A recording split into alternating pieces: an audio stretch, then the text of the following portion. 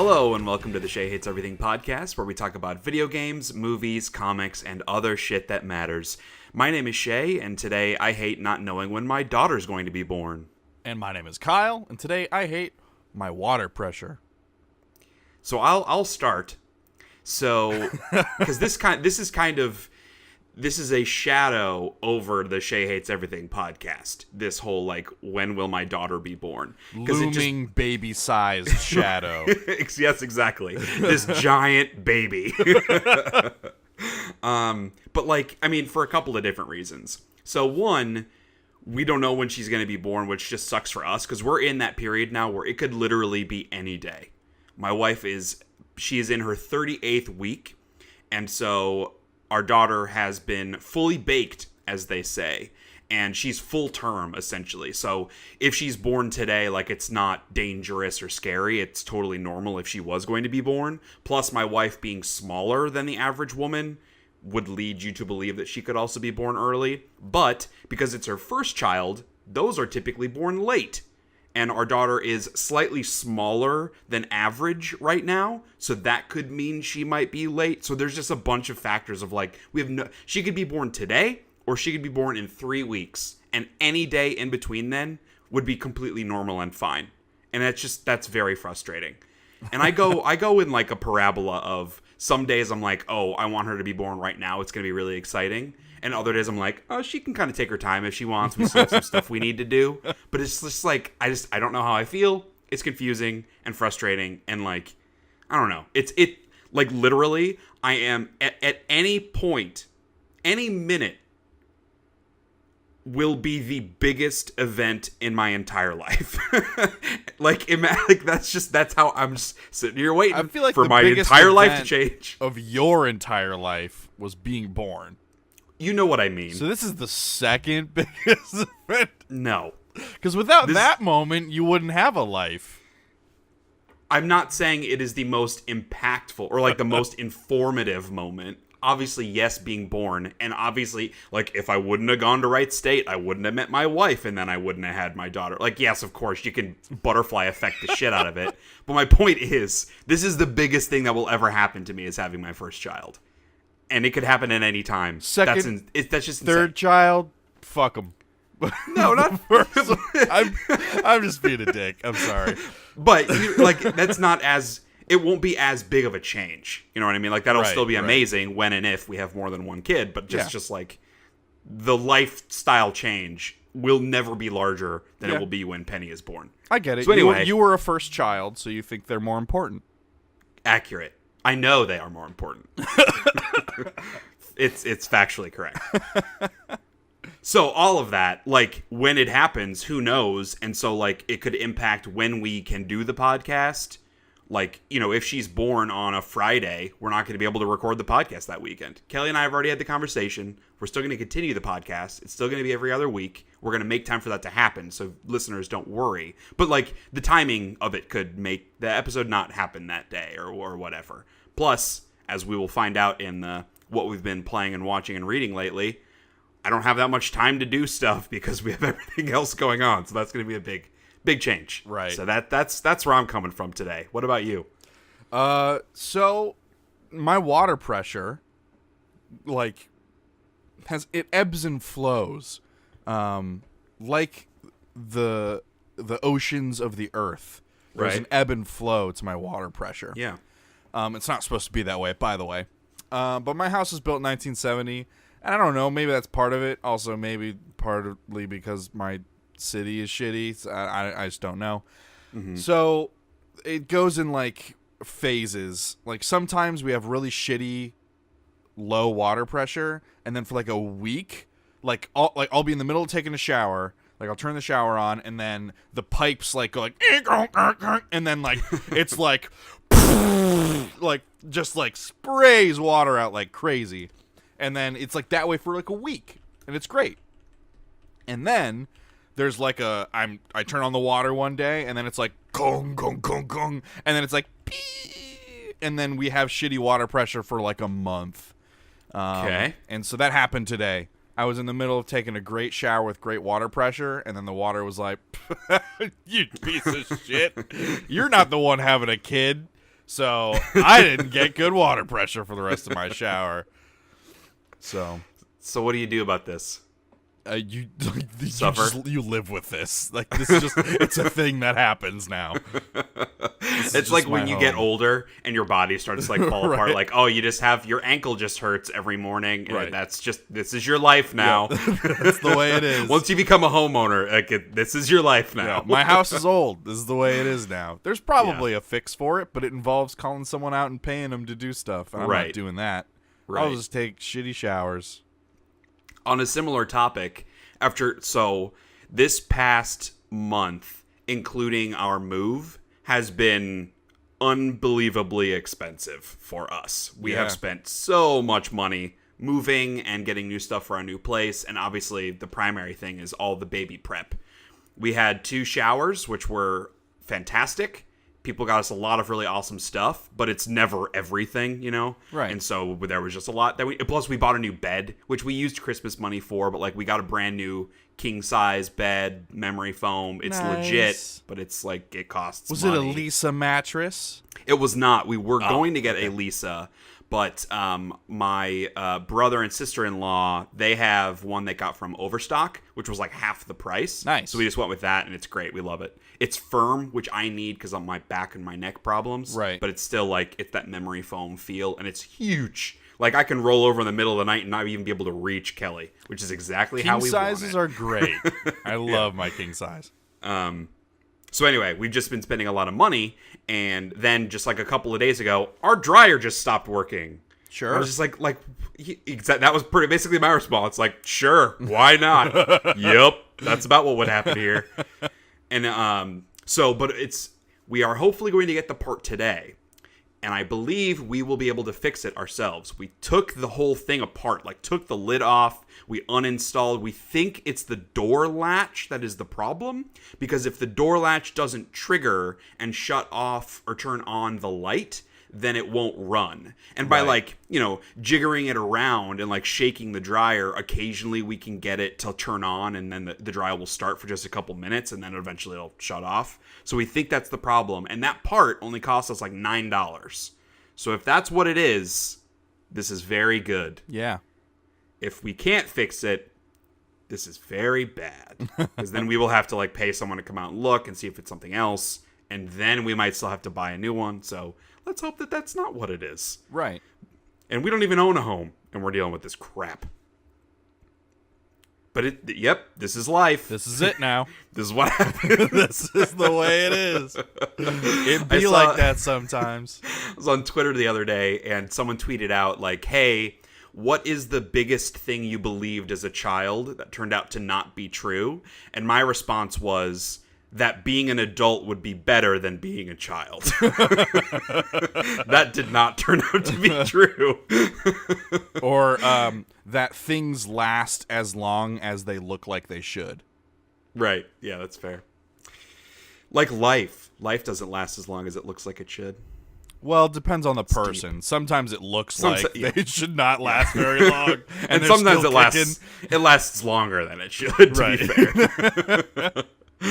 All right, well, let's dive into some stuff here. So, as I mentioned, because, like, all we're doing right now is baby prep, and then when we're not doing baby prep, both of us are exhausted, / I'm doing stuff to help take care of Kelly, or, like, I want to be, like, around her, and it's that, like, whatever, not pheromones, but something in my body, like, makes me want to protect her even more than normal right now.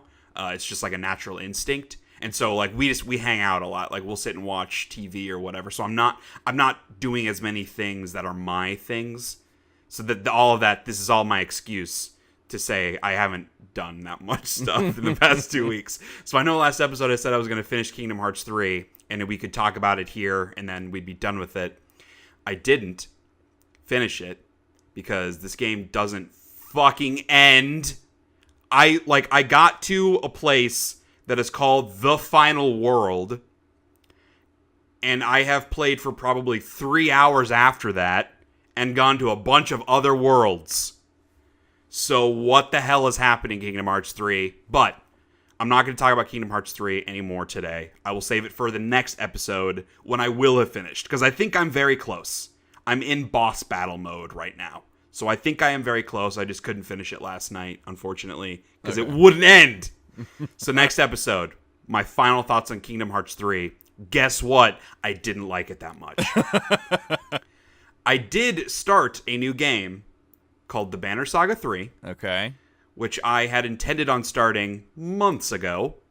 It was the last remaining game I needed to play before I'd feel good about my Game of the Year list, because I was super highly anticipating this game. Both previous games made it on their respective top 10s, so I felt like I needed to play this one before I could like justify posting it. I'm glad I waited and started playing it. It's very good. The biggest bummer is that about a year ago, something happened with our computer where I think it was like our Wi-Fi card or something burnt out, and it kind of like made our computer suck. That's about as technical as I can be. Sure. But we replaced it, and because of this, I don't know, we had to like reboot it and reinstall stuff, and because I don't know what the hell I'm doing, I lost all of my game save data on my PC, which sucks, but I don't play that many PC games. The biggest thing that sucks about it is I lost my Banner Saga save data. So loading up Banner Saga 3, it thinks that I've never played a Banner Saga game. And the whole point of the game, like, it's very story focused. You're making a lot of decisions that impact whether or not characters live or die. Like, you know, you are managing this, like, happiness meter, I guess you'd call it, for your caravan that goes up and down. And like I said, you're doing making all these choices about, oh, do I spend resources on buying food or recruiting a mercenary? You can say, you know, you come across a roaming smaller caravan and they're like, hey, can we help you, or can we join you guys? We really need more protection. And if you're like, yeah, sure, and then they end up stealing half of your shit in the middle of the night. Or if you don't let them join, then they attack you and so one of your characters dies. Like, you know, every choice is terrible. The world is terrible. That's the Banner Saga 3. Okay. So all of those choices and stuff that I had made, I lost. So that was a huge bummer. There's a biggest one in the first game. At the end of the first game, you play primarily as a father who has a daughter, and they're kind of like leading this caravan to the last remaining human city on the planet, trying to fight off the Dredge, which are like demon metal dudes that are destroying the planet. And at the end, you're fighting one of the bosses of the Dredge, and you can either have your character, Rook, or the daughter, Alette, lead the charge to go fight the bad guy, and whoever does it dies. I didn't know that whoever was going to do it would die. And so my daughter was like, Dad, give me a chance to prove myself. And I was like, you know what? I believe in you. And then she got murdered. So that felt really bad. So like the rest of that game. So lesson for fatherhood: don't send your upcoming daughter on a charge against murderous machines. Yeah, that's a great point. I feel like I definitely would have made a different choice had I been a dad. I think you learned a lesson. Yes, absolutely. So, but anyway, like, that's a huge choice, and it made a big impact on the character. That's the only choice you're given at the start of Banner Saga 3 is, do you want to play as Rook or do you want to play as Alette? So at least that way I got to still keep Rook. But, like, there was a character that was in my party that had actually died in my playthrough. So it's just like, that just sucks. It's not the fault of the game, but it's a bummer. So, like, Steam with certain games will automatically back up your saves to the cloud. So there might be a way for you to download your original, like, Banner Saga 1-2 save. I don't know how to do that. And I'm already, like, 5 hours into the game. Oh, well, okay. I'm sure that would have been good to know before, but yeah, what are you going to do? It's not ruining my enjoyment. Your brother about it. Yeah. Your brother knows things. Yeah, I know. It was like a night, and I was like, you know what? I'm just going to sit down and do this now. I need to actually, because like, I've been putting off starting it because the game is a bummer. Like, that series is such a bummer. Yeah. And I just like didn't want to do that. I didn't want to put myself through that yet. So I finally was like, you know what? I'm going to sit down and start it. And then I saw this problem, and I didn't want to spend extra time trying to solve it. So I just went ahead and played. Okay. But it is very complex. So there are a bunch of different races and people, and there are these Varl, who are like giant Viking dudes, and everyone has a weird name, and there are a bunch of weird names for places. It is very Lord of the Rings in its kind of like world building. AKA, it is very hard to follow at times. Yeah. And it having been like, I think the second game came out in 2014. Ooh. So it's been a while. And like not having my save file too, like I feel very lost at times. I know all the main characters and what they're doing, but a lot of the larger, like they'll be having conversations and they'll reference another character or a place, and I'm like, I don't know who or what that is. There's a like previously on in the beginning of it, but it's like 40 seconds and really high level and not helpful at all. So that was kind of like annoying. I wish they would have done something a little bit better. Even for returning players like myself, would have been nice. Right. So I'm having a hard time just like keeping up with the story at times. There's a lot of stuff happening. This is the final game in the trilogy, and so now everything is like shit is hitting the fan officially. It's been hitting it like intermittently, like small pieces of shit would hit the fan, but now it's just like a horse just standing in front of the fan, just constant stream. And I'm getting very overwhelmed. It switches back and forth between different characters, like in different areas, because each one has kind of a different story. And whenever it does that, I'm going, oh no, like don't add more to this. I'm getting lost already. So I don't know. It's a good game. I really like the combat, the visual aesthetic, the storytelling, and the characters. A lot of the main characters, especially, I think are all really good. I'm just kind of getting like lost with it at this point. But I'm very excited to see how it wraps up. So hopefully it is in a satisfying way, because I put it on my Game of the Year list, having not finished it, so I don't want to regret that. So is this maybe like an example of, I don't know, say the third game in a series where it isn't totally terrible and awful? I don't understand the joke that you are making. Is it just that the third game in a series is usually bad? There's a recent example of that, yeah. I feel like Kingdom Hearts 3, Shay. Oh, okay, all right, yeah. I was like, there's a joke that's happening, and I don't know what it is. On the show document, they are 2 lines apart. Yes, this, I will say, Kingdom Hearts 3 is actively terrible and embarrassing, and I am angry at the universe for putting me through this. The Banner Saga 3 is still good. Okay, there you go. So I would not put them up against each other. Okay, no. fair. So what about you? You been playing anything else? Yeah, I beat Far Cry 5, so I kind of talked about last episode how I'd been playing that and how all the story stuff around it was really, really bad, and I just wanted to be able to go shoot stuff.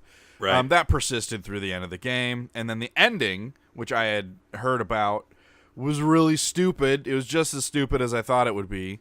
I guess it's an old game. Well, not old, but old enough. Came that out I like can probably spoil what it. Last year? In 2017, I think. Yeah, sure. But there's a nuke that drops. They spoiled it last E3. Oh no, anyways. yeah, it's totally fine to spoil it. I was, but it's not an old game. No, but like they spoiled it at E3 last year when they announced Far Cry New Dawn. Right. So that basically, like, there's all this stuff ramping up, this tension between you and this other character, and then just a nuke drops, and like all of that goes out the window, kind of thing, and then like you get stuck in a bunker with this dude, like as the end of the world essentially happens, and they do the first person shooter thing where they incapacitate you and you have no control, and then so like the end of the game is like you're stuck in this bunker with this guy and he has you like dead to rights kind of thing, and he's gonna like be all fucked up with you and stuff. It's a terrible ending to a game. And then Far Cry New Dawn is better in most ways, but I think still, so like a lot of the like I kind of alluded to it last episode, like a lot of the dialogue is better because it isn't trying to be so edgy anymore. But then it's just kind of also like kind of toneless and colorless because it's just so flat, like, right. Oh, we're doing what we can to survive. Got to stick together. Or like it's just that kind of crap, like ad nauseum. So I wouldn't say the story stuff is good still, but at least they don't pull you away from what you are doing to force it down your throat. Yeah. They're just missions that you go to. Are you playing like the same character, and are the same characters no. involved? So you play as a different character, but you're like rolling around with the daughter of two of the like side characters from Far Cry 5. Yeah, it's like 17 years later, is that right? Yeah, it's 17 or 20 or something. And then, so I think I know who my player character is from Far Cry 5. I think they are in this game, and I think I know who they are, but they're like being veiled about it. But then, like, you part of Far Cry 5 story, you like go back to the bunker and like read these notes and stuff, and it's like, it's so shitty. It's like your player character essentially like going over to the side of this crazy like cult dude, and like he's like warping their mind over time, and like you read these notes that are like, I'm not gonna go along with it or whatever, and then you read the next note, it's like, oh, it kind of makes sense, and then it's like all hail blah blah blah, and it's just like the stupidest fucking laziest thing. Because as I was playing Far Cry 5, I was like, I'm gonna put a bullet in this fucker's face. Put a lot of bullets in his face. I hate this guy. Yeah. And so it's just kind of like a middle finger to how you were playing the game in Far Cry 5. But anyways, like, they clearly just don't know how to write a story. It's fine. But all the other stuff surrounding it is still really good. Like, the weapons are fun. Like, the sniper rifles have, like, scopes made from the, like, barrels of flashlights and, like, stuff like that. Like, there's, like, pipe fasteners on it and stuff. It's a lot of that. Good aesthetic. How's the saw gun? That's the one they kept showing off. Yeah, I don't bother really using it. I just use I use guns because those are pretty decent. The really weird thing about this is that like the tiered enemy approach, like they have, you know, your commons, your uncommons, your rares, your like, and then your legendaries. I think. Yeah, I think there are 4 tiers. There's like white, blue, purple, gold. Like a typical loot game, and then there are also enemies that are those ranks. So like it's not, I mean, they have more motorcycle armor, like dirt bike armor on.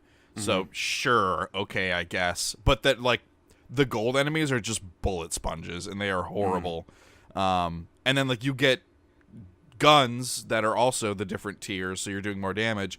And what I didn't realize until recently is that you can actually upgrade each of the guns individually, even like without just the tiers. Like you can get the different tiers, and those are dramatically different, but you can also spend some resources to like give like incremental upgrades to the guns.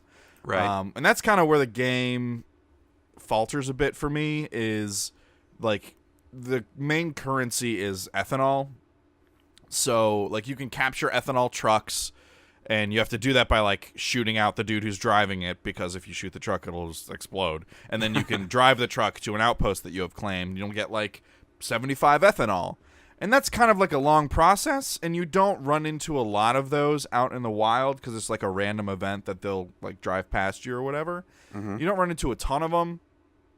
And, like, a gun upgrade, for example, is, like, 100 to 150 ethanol. So you'd have to, like, do that twice to get a single, like, small incremental upgrade. And then there's just all these different crafting materials that you're trying to track. It's just, I don't know. So what about the, like, base taking? Isn't that where you get a lot of your resources? Yeah, so you get a lot of ethanol from that. And then, like, you can scavenge an outpost, which is, like, you get a small bit of ethanol, like 50, and then they take it back over, and now it's like a 2-star base. So it's harder to take over. But when you do that, get more resources. You get more resources. You can scavenge it a second time, and then it's a 3-star. And I'll tell you, the 3 stars are fucking unfair and shitty. Because I tried that. Of course, I didn't have, like, the top-tier stuff. But, like, by the time you have the top-tier stuff, like, you don't need the ethanol anymore. So it's like, I don't fucking know. Whatever. I'm not going to bother doing that. I had a moment where I think I'm about to go to the last mission in the game. And I had a moment where I was like, well, I could go around and like explore the rest of the map that it never really brought me to. Yeah. Or I could just play this last mission and be over with it. So I think I'm going to do that. Yeah. I'm kind of... How are the two villain characters, the two like sisters? They're stupid and lame and dumb. Like they're just like... we're black twins, and we're, like, hardcore, and one of us is a little more unstable than the other. Sweet. Good Gotti. They seemed potentially cool in the trailers, so that's kind of annoying. And I feel like Far Cry has usually done a good job with their villains. Yeah, it's like the last 2 games has been really no hit. Yeah, that's fair. And I don't know. Part of it is probably like, hey, this is my second Far Cry game directly in a row. That's probably also a part of it that I'm like super ready to be done. But yeah, I don't know. That's a lot of Far Cry in a small amount of time and like not enough differences. Like visually, it looks great. Like very different visually, and it's kind of cool. Like, so if they had done a better job in Far Cry 5 of making you invested in the story and in the places that you were going to and spending time in, Far Cry New Dawn would be that much more impactful because you're going back to these places that you recognize, but they're like ruined or like there's like been earth piled up around it from the blast of a nuclear bomb, and so like the terrain has changed slightly, but like there's still echoes of like past stuff from Far Cry 5. That stuff is all really neat, but also I kind of didn't like spending time in Far Cry 5, so it's also like cool. Yep, they did a thing. Nice job, team. Cool. I'm gonna go shoot a bear.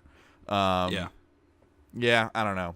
I did mess around with some of the DLC for Far Cry 5. I played the Vietnam one, which was irreverent and bad. And I played the zombie one, which was kind of funny sometimes. It was like this, one of the characters in the game like keeps popping up to all these different like Hollywood directors, like, I have this idea for a great movie. And then it's like narrating it as you play. And there are a couple of funny moments, but mostly it's like pretty tone deaf. And there was a Mars DLC that was actively terrible. It's like the floor is lava. You try to always bounce around on the rocks, because if you step on the sand, all these aliens will pop up, and yeah, it's just not very good. Some of the writing in that is okay though, but like I can already see where it's going with like the AI and what they're having you do. I already know where the story's going because it's tropey as hell. So like, why would I bother finishing it? So it sounds like maybe they should take a break. Yeah, for sure. Especially, at least me. I'm taking a break. Well, right. But, I mean, there's been so much Far Cry in the past couple of years, dude. Like from 3 with all the DLC, 4 with the DLC, Primal, then 5 with DLC, and now New Dawn. Like, that's all been in what? The past, like, 5 years? That's so much Far Cry. Yeah. It's too much. Yes. And I've never been like a big Far Cry person. I played a little bit of 3 and a little bit of 4. Yeah. And I think I played a little bit of the futuristic DLC for 3. What was that? Blood Dragon. I played a little bit of that, which I liked that. That was cool. But like, I don't know. I've just never been that interested. Right. It's like they never do. There's never enough story to get you really invested. Yeah. Like, it's just a fun playground, and I think it's worthwhile for that, but not like every year. Not a release every year. That's nuts. So that's kind of where I'm at with Far Cry.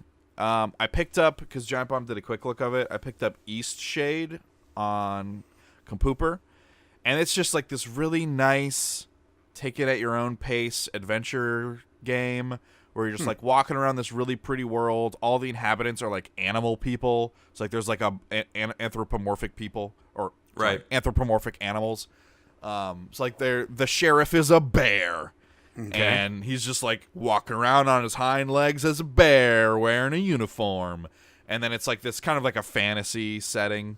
And it's just really good. Like, you're a painter, and so you have like these commissions where you're trying to go around and line up the shot right, and then like you're scavenging materials to build canvases and other items. Like, you can't go out at night because it gets super cold, but if you have this certain type of brew that you can either buy or make, you can still walk around at night. And certain painting pictures or certain like adventure gamey objectives, like fetch questy stuff, happen at night. So like, you gotta get a brew and then take that and walk around and then, kind of do that sort of thing. And it's just like really peaceful, very easygoing, stark contrast to what Far Cry was presenting me with. And it's just a very pleasant place to be, and like kind of like just a weird, fascinating setting. It's just really, really strange with all the different animals. Is it like an old school adventure game where you have like items that you need to use to solve puzzles? Yeah. Or is it okay? And like fetch questy stuff and like dialogue Yeah. trees, stuff like that. Like talking to one person and hey, like there's this girl that I like over, she works at the spice market stall. Like I really like her and I want to take her on a special trip somewhere or whatever, but I don't know where her favorite place is. Could you find out her favorite place without letting her know that it's for me or whatever? And so like you got to pick the right dialogue to kind of figure that out, and then you go report it back, and then they go and they have a great time and they give you like some currency or whatever. So I guess, is it more like a Telltale adventure game, or like Secret of Monkey Island adventure game, or like Night in the Woods adventure game? I didn't play like, Night in the Woods. Well, because Night in the Woods is mostly It's more just like Myst. story. Okay, all right. So it's more like exploratory. Yeah, but like if Myst was populated with people that you could actually talk to and stuff. But there is a lot of also environment stuff. Like there was a mirror puzzle that I solved, like with like reflecting sun rays that I was moving stuff around with, which was actually kind of frustrating. What's the art style? Just like looking good, Unreal Engine-y, like. Is it first person? Yeah. Just like okay. I'm not gonna say it's not oversaturated. It's just very colorful. Because it isn't. But it's not like it isn't, cartoony. It's more realistic looking. right? Yeah, and it isn't like a painterly aesthetic. Like when you paint the pictures, it like applies a paint, like an oil painting filter on the picture that you took. But the actual world doesn't look like that. It does look good in most places. It's just like a fun, smaller experience. That's East Shade. Is it PC only? I think it's only on PC, but that might not be true. Because that sounds like something I could check out. I'll watch the Right. quick look. And for listeners that are curious, that was saying on giantbomb.com or on their YouTube channel, you could find out a quick look of that if you want to check it out. I might look into that. I am not convinced. If it's a first-person Unreal Engine game, I'm not convinced my PC could run it all that well, which would... Yeah, it gets a be a little bummer, framey but- for me even sometimes. Okay, well then that's not going to happen. Yeah, that I sucks. think it's only on PC. Okay. It's $25. That's But cool. It's It a lot sounds of cool. fun. It's neat. So I have picked Pokemon Let's Go back up, actually, in a pretty big way, just because I've been, like, just tired and I don't want to dive into something new. I've just been playing Pokemon Let's Go very casually while I, like, watch YouTube videos and stuff. Yeah. And that's been a really good way to get back into the game, I should say. I got the 4th badge, but I also came across, like, I got to Saffron City, which is where, like, Team Rocket has taken over, and you have to fight a bunch of people before you can get to the 5th badge and get to the Hitmonchan karate dojo. Yeah. And, like, I was coming across Team Rocket members with Pokemon that are, like, the same level as mine, and I was like, oh, well, then my dudes are under-leveled, because that shouldn't be happening. And I think it's because I had all my guys were, like, level, like, 38, but I had a Pidgeotto that I decided, once I got Venusaur, I got rid of Venusaur because he's useless. And I brought back Pidgeotto just because I wanted to get a Pidgeot. I never get Pidgeot because Pidgeotto runs out of his usefulness before he evolves. Yeah. So I have like a level 38 everybody except my Pidgeotto who was like level 28. And so because of the way that raising your Pokemon works in this game, when you catch Pokemon, everybody just gets evenly distributed experience points, which is really annoying. So they'll never catch up. Yeah. As an OCD person, I want all my guys to always be the same level. That's part of the enjoyment I get. So whenever I would fight trainers, I'm like only using Pidgeotto because I want him to get as much experience and catch up as much as possible. Because of that, my other guys started falling behind. And so when I got that badge, everybody was like 38, and then Pidgeotto was like 32 or 34 or something. And in the 4th badge, I was fighting like level 36 guys. So it was just like I wasn't as high level as I wanted to be. Right. So eventually, I just went and I was like, you know what? I have 150 Pokeballs. I'm just going to go to this one area where I know I can get a really good chain of catching Drowsies. It's actually, I think it's the route east of Vermilion City, where you get on the SSN. I think the area right by you Diglett can catch Drowsies Cave. over there. Yeah, I think like one that's by Diglett Cave. So I just went there and just caught like 30 drowsies in a row and got a nice bonus. And especially for like when you get the tiny or the huge ones, I was getting like of XP. 900 XP because of the catch multiplier. So I got Pidgeotto to level 36, which is where it evolved into Pidgeot. And I think all the rest of my guys are like level 41, which feels good. But now I don't know who I'm going to use as my 6th Pokemon. Because in this version, Charizard actually learns flying moves, which in the old school games he did not. So he has like Wing Attack or something, or maybe Air Dash. Air Dash I think is the fly. You go with the Hypno, evolve a Drowsy. Yeah, I thought about that. I thought about doing that instead. But then I feel like I'm in the same spot again. Because then I have like a level 15 Drowsy that I just need to never use, and eventually he'll sort of catch up to my other guys. I'm just like, that just really is frustrating with this game, because it's almost prohibitively tedious to raise up an old Pokemon to match levels of your new ones. Because theoretically, you could say, okay, I'm just going to commit and I'll get an entire party of level 15 dudes, and I'll re-raise all of them up, and then I have a bunch of guys that I can mix around with.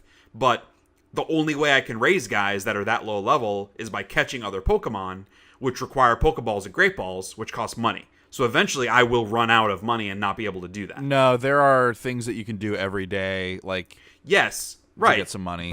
But still, eventually, like... I will run out. I think that like Pearl or whatever you get from watching the Slowpoke, it's worth like 1,000 money. There's another one in another city that I read about where it's like a big Pearl or something, and it's like 3,000 or 5,000. But my point is, you can't just do it at the pace and the way that you want. Sure. The game constrains you to how you can raise your Pokemon, and that's very frustrating. Yeah, that's bad. Yeah. It's weird that like in the conceptual phase they didn't think about that. Like, oh well, what if there is another? Like, what is the scenario in which there is another Pokemon that they catch that they want to input into their party? How are they going to catch that Pokemon up? Yep. And there isn't an answer. Put them in the daycare, I guess. Yeah. So here's this Pokemon you want to use that you just gotta fucking wait around to use. Like that sucks. And hope that they don't delete a cool move. And to like, right, because that's what happens at the daycare. Like they randomly pick moves for your Pokemon as they level up. So yeah, that's been quite annoying. But playing it casually, like I sat and watched YouTube videos for like an hour and a half and just kept catching Drowsies, and I was like barely paying attention to the game because like that's not fun. Catching 30 Drowsies is not fun. Right. But I did it, and I got my guys up a couple levels. I got my Pidgeot, so it's fine in a very passive experience of the game. And the last thing I'll mention before I move on to stuff we've been watching, I was a while ago listening to a bunch of video game soundtracks in preparation of my Game of the Year list, and I just kind of got hooked on them, and I keep listening to them. And the one for Super Smash Bros. Ultimate, the playlist has over 950 tracks because there's so much music in that game. So I've just been I listened to that for like 3 weeks and never ran out. And I just had a realization that the music from like the recent Sonic games, boy howdy is it bad. It's so aggressively bad. Some people might say everything about those new Sonic games is aggressively bad. Fair enough. But it's like modern pop punk with like the lyrics are just painful. Yeah. It sucks. And so like when I'm listening to it, it's a bunch of classic Nintendo music from series I love, both old games and new. And then every time the classic Sonic songs from like, Tree Hill Zone or whatever like that, I still listen to. It's still great. But anytime like one from like, Sonic, I don't even know the names of recent Sonic games. Sonic Smash, I don't know. But like a song like that will come on, I'm like, skip. Definitely skip that one. So it was just an observation. But if you're looking for music to listen to while at work and you don't want to listen to mostly stuff that like has lyrics, like I can't listen to stuff that has a lot of lyrics because I'm writing a lot at work and that's distracting. But that lasted me several weeks. And now I finished it, and now I don't know what to listen to. I re-listened to the Donut County soundtrack. I re-listened to the Super Mario Odyssey soundtrack. So I got to find my next one. I think I might do one that's like a little older, but has really like Hotline Miami or like Luftrausers or something like that. That's like nice and aggressive. Super Meat Boy, something like that. So That's everything we've been playing. I know you have also been continuing to watch The Punisher. Yes. Did you finish The Punisher? I did. I didn't. Yet again, I didn't. I failed on something I wanted to accomplish. Man. I know. I still have like 3 or 4 episodes left. I only watched like 2 episodes, but I'll finish it. I'm gonna do it. The ending surprised me, but I kind of really liked it. Okay, that's good to hear. Knowing that they've already canceled it, I've been very nervous about how the episode will wrap up. Yeah, no, I'm happy with the way it ended. The only thing I'll say is it's feeling very disjointed for me at this juncture. I'm like 2/3 of the way through because it's kind of like 3 primary storylines. Right. There is the Jigsaw side. There is the religious dude hunting down the girl side, and then there's like the old story of like the Russians where someone died and I don't even know what that was, and none of them, like the religious and the Russian side in this last episode I just watched, I think that's coming together, but it's still like so separate from Jigsaw. And Frank even makes a comment to Amy, the girl, in an episode where he's like, let me deal with Jigsaw, then we'll deal with this other thing. And that was it felt very transparent of like, these 2 stories are separate. And I'm going, okay, but then why are they both there? It just, I don't think the writing of those is all that strong. Well, it makes me almost wonder if they kind of saw the cancellation coming and they like put 2 seasons worth of problems into 1 season. Maybe. That's possible. Because they never really, they never really intersect in like a critical way. Right. Yeah, so I don't know. I'm still enjoying the show. It will be the last Marvel Netflix show I ever watch, so I certainly hope that it wraps up well, because I ain't watching season 3 of Jessica Jones, that's for damn sure. Nope. But yeah, so it's been good. There's been a couple more kind of big action sequences. There was especially one that takes place during the daytime that, holy crap, was very intense. So a lot of that's still really good. Which one was that? I mean, basically, Frank's like chasing. It's where Frank kind of meets up with Billy, and Billy kind of like figures out that Frank was trying to kill him in the past, because Billy still doesn't have his memory going. But yeah, that was pretty intense. So looking forward. Hopefully, there's like another big final battle. Would be very cool. And then I've been watching a lot of the same stuff, so still watching a little bit of Arrested Development, Kitchen Nightmares. We finished Titan Games. It was real dumb. So not gonna watch finish it. Yeah, we watched the last finale, whatever. It's stupid. Who cares? Dwayne "The Rock" Johnson's The Titan Games. Yeah, DJ. He goes by DJ in this show. He's rebranding himself yet again. This is like the 5th time. Hey, that's his specialty, man. Rebranding himself. The ego on that guy. Whew. Wrestler to tooth fairy to action hero to executive producer. Yeah. And this is the way they reference DJ created this obstacle for this purpose. I'm like, he didn't create shit. Does he have an engineering degree I don't know about? Like, he built this thing himself? Or is this a joke? There's like a team of people somewhere that okay, they're like, he created. Fuck me, I guess. Hopefully they got paid well, at least. So yeah. And then we started watching It's Always Sunny, rewatching for the millionth time. Okay. So that is our replacement to The Office. We stopped watching The Office after the Niagara Falls wedding, and we're going to pretend like it was the end of the show. Sounds so good. We're on season 3 of It's Always Sunny already. We've been watching it a lot. It's a pretty funny show, in case you guys didn't know. It's Always Sunny. It's pretty good. And then the last thing, Game of Thrones. The final season starts in April 14th. 2 days after my birthday, 1 day before my wife's birthday. So we're pretty hyped about it. The last season was a big bummer for me because it felt like bad fan fiction, but I still want to see how everything ends. It'll be exciting to have theories about what's happening and all that kind of stuff again. But we wanted to rewatch the show to lead up to it. And we sat down and said, okay, there are 67 episodes that from the beginning to catch up. We had 45 days in between when we were going to start and when the new season would air. Plus, Penny will be born any day now. And so we had a moment of is there a universe where we can totally watch everything and catch up? And then we were like, No. We'd have to watch like an episode and a half a day. Plus, we're gonna have a newborn daughter. Like, yeah, I have 2 weeks of paternity leave, but it's not like we're gonna be sitting there watching Game of Thrones all day long with no interruptions. Like, we'll be taking care of our newborn daughter. So instead, we just started season 6. So we're gonna watch seasons 6 and 7, and we'll be able to accomplish that before season 8 airs. So we're only a couple episodes in. I have very mixed feelings about a lot of the stuff that happens in these previous 2 seasons because it's when it moved past the books. And I felt like the writing and the storytelling really started to suffer. But I'm trying to let that go. Just enjoy it for what it is and not play the, like, I wish game. And hopefully that will help me enjoy the final season more. It's still a good show. It still, I think, is one of the greatest shows I've ever seen, all things notwithstanding. So, anything else you've been watching?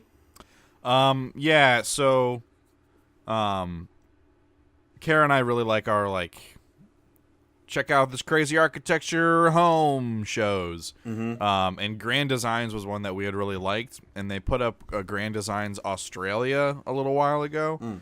It's a different host, and this host is kind of a dick. Like, he's just, like, really invasive and kind of rude about the way that he, like, enters people's lives, because the other guy was, like, really respectful. And he's just like, this dude just kind of like butts his nose in and like, so what's the budget? Oh, that's pretty low. That's a really low budget for this. I don't think you're going to be able to do that. Like, whereas the other guy's like, I think that'll be a bit of a challenge, but I'm excited to see how you guys pull it off. This guy's like, I don't think you can do that. That seems ridiculous. Like, he's just like kind of like negative and upfront about stuff in kind of a way that I don't really appreciate. And I also think like the stories have not been as interesting so far in terms of the builds. I've only seen like 3 or 4 episodes of it so far, but I'll keep watching it because there are only so many of those shows. And we're like the original, this is Grand Designs is the name of this. Yeah. Was that like just took place wherever, but this one's focused on Australia? I think it was mainly in Europe. Okay. The original. Yeah. And then, because I site managed this past weekend, I read Descender, Volume 6. Nice. Apparently, that was the last volume, because it ended. And I was like, oh, shit. But then, it was like, hey, tune in next time with Ascender, Volume 1. And the Volume 1, I don't know when Issue 1 comes out, but Volume 1 will be out in October of this year. So, that's a long ways away. Ascender. And it's actually like, it kind of wrapped up in a really quick way, you know how comics sometimes do. Yeah. And like that wasn't wholly satisfying. So I'm glad that they're like, and it's kind of a continuation deal with some other things going on. Mm-hmm. So that's interesting, at least. That was definitely my biggest thing, like when I got back into comics recently and then fell off really quickly again. But it was like, I forgot how quickly they move through storylines. Yeah. Like, they'll introduce a new story. Like, it was a Star Wars comic, and it was like a war that was going to happen. I was like, oh, okay, well, here's the next 20 issues. And it was like 3. And then they were like, oh, it's done. And it's just, like, it feels, I'm just like, I get it. You're putting out an issue a month, if not, like, a little sooner than that. But, like, why would you rush through story like that? It just seems like a weird choice. Yeah. Not that they'll theoretically run out if they don't want to, but I don't know. Well, I just think like comics are expensive to make. Yeah. And I imagine it's kind of in some ways like a dwindling market now that like there's like digital options. And so I don't know, like maybe it's just that they are expensive, and so they want to make sure they have the production money to finish a run or like finish an arc. And I think it's also about like keeping things new and fresh and exciting, like constantly introducing new things. I think might be a big part of it. Hopefully, with the advent of digital, that would help broaden the market of comics, because that's definitely something where it became more niche because it was becoming prohibitively expensive for people to. That's true. Like I was definitely a hardcore comic reader. I was getting way more comics than the average person a month, but like I was spending like $30 a week at the comic book store. It's crazy. Getting like, 5-6 issues a week. Like that's a lot of money. Right. And I wonder I wonder what they make more money on, print issues or digital issues? Because digital issues you get for like $1, $2. Well, yeah, it's got to be print. Because primarily on digital, like, they're subscription services. People aren't paying for individual issues. Like, they're paying for, like, the DC Universe subscription or whatever. Right, but you get all the old stuff with that. You don't get the new stuff. Because my friend Cody has the Marvel thing, and you get access to all the legacy Marvel stuff, but all the new stuff you still have to buy the issues of. Oh. And it's like $1 or $2 an issue for the digital version. Well, that's not that much cheaper. Because most new issues are $3, right? Probably 3 or 4. Yeah, maybe depending. some of them are 4. Yeah, that's right. Because I remember this was back in like 2008. But holy shit, that was 10 years ago. But DC had its whole thing of hold the line at $2.99 because a lot of comics were going up to $3.99, especially on the Marvel side, and that was what they wanted to be their competitive advantage. Was we're going to keep. And it wasn't even everything, so like it takes away the whole point. But most of their ongoings, their monthlies, were still $2.99, which was appreciated. But yeah, I remember that. Hold the line at $2.99. It's quite dumb. Quite dumb. The last thing I'll mention before we jump into news, we watched Bohemian Rhapsody, which was it was good. Did you watch it? Fine. I went and saw it in theaters. Okay. It was fine. I liked it. I thought Rami Malek was fantastic as Freddie Mercury. I really enjoyed the characterization of him, and like, I love Queen. I think they are probably the greatest rock band of all time. But like, I wasn't like a super fan or a huge Freddie Mercury person, so I didn't know about his life, basically is what I'm trying to say. So that part of it was really fascinating. I will say I don't think the movie, it felt a little shallow. Like, there wasn't a ton of story to it. It was just kind of like, here's how they became successful, and that happened really quickly. And then it was a bunch of like smaller vignettes about Freddie Mercury's life. It didn't really feel like there was necessarily a through line. Except for the fact that Freddie Mercury was like a dick most of his life. Well, fair. He's a famous artist. But kind of made me like Queen less. The movie made me like Queen less a little bit. But it was more like the whole drug abuse, his homosexuality, the depression, all of that stuff. Like, it felt very surface level. They didn't really go for it in a lot of things. And that, like, I don't know why. Like, I don't know if... And this is, again, because I don't know the reality, and I don't know if there are things out there that have given more detail on Freddie Mercury's life than this movie. So it might just be that we don't have the information to know about his, like, different partners and everything he was doing behind the scenes. We might just not know. Right. But I feel like it might also be because they're like, hey, this is a movie about Queen and Freddie Mercury. Everyone loves Freddie Mercury. People want to come see this. We need to appeal to broad America. And so we can't make this movie too gay or like too much about AIDS. Like, because that might offend people and push people away. I wonder if that was part of it too. Because the whole thing felt a little shallow. It's still a great movie. I loved all the music, obviously. But it wasn't like, it didn't feel Best Picture nominee to me, which it was. Although, to be fair, Black Panther was also nominated for Best Picture, and that movie is actually bad. Bohemian Rhapsody wasn't bad. Black Panther is a bad movie. No one will be able to convince me otherwise. So I don't know. It was a good celebration of Queen. And they did a lot of really cool things visually with, like, them playing the songs live, what they did with Bohemian Rhapsody, the song itself, where it was a lot of, like, them creating the song. So a lot of that was really cool, but the story of it didn't hit me as much as I would have liked. So how about we talk about some news? Sure. So, the big hitter, new Pokemon game. Yeah, maybe this one won't be half terrible. Right. So Nintendo announced that they were having a direct for the following day, and it was going to be about Pokemon, which was pretty exciting. It was only 7 minutes, which was a bit of a bummer, but it being 7 minutes and at 9 a.m.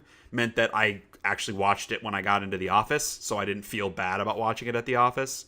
And this is where they unveiled the new Pokemon games, Pokemon Sword and Pokemon Shield. Because they're out of precious stones. Pokemon Gun. That's been my favorite joke. The Pokemon Gun as the like combined version of it. They didn't give a ton of details. They kind of like highlighted that it's taking place in the Galar region, which I guess has been modeled after Great Britain. It looked like a lot of variety in the visual identity. So there are lots of like vast plains and like fields, not like grassy fields, but like golden corn, whatever fields. It's not actually corn, but it's like not grass, but it's this golden stuff. Wheat? Yes, that's the one. Wheat fields. Yeah, the golden corn. Wheat. I'm not saying that wheat is golden corn. I was trying to think of what. It's kind of what you said. Though. Oh yeah, my wife, she has a gluten allergy. She can't eat all that golden corn. Regular corn though, she's okay with. So anyway, a lot of visual variety. There's like a snowy mountain area, which is cool. So I don't know, the visual style, it looks very much like Pokemon Let's Go, which is based on the Pokemon Sun and Moon engine on 3DS. So it's not like visually, it's not going to blow you away visually in terms of like the fidelity. It looks like they're getting back to random battles and hopefully the old Pokemon catching mechanics, which is just where you wear them down and then you catch them with the Pokeball, no motion control bullshit, which I'm very much looking forward to. Honestly, the one thing that I really liked from Let's Go was the fact that you could see the Pokemon before you caught them. I kind of liked that. Yeah, I agree. I mean, I'm okay with the random battles. I've been okay with them for decades now. But, I kind of liked being able to see them. But whatever. Yes, I agree. And it can't have been hard for them to combine both of those.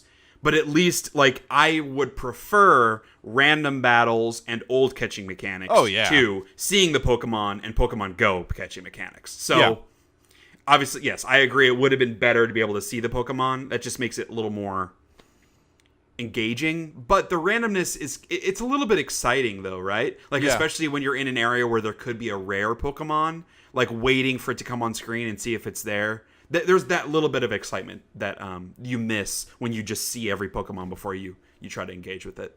Yeah. So, I don't know. I can see it both ways. They showed the 3 new Pokemon starters. So there is Grookey, who is a grass monkey with a stick, and he's amazing. He's my favorite.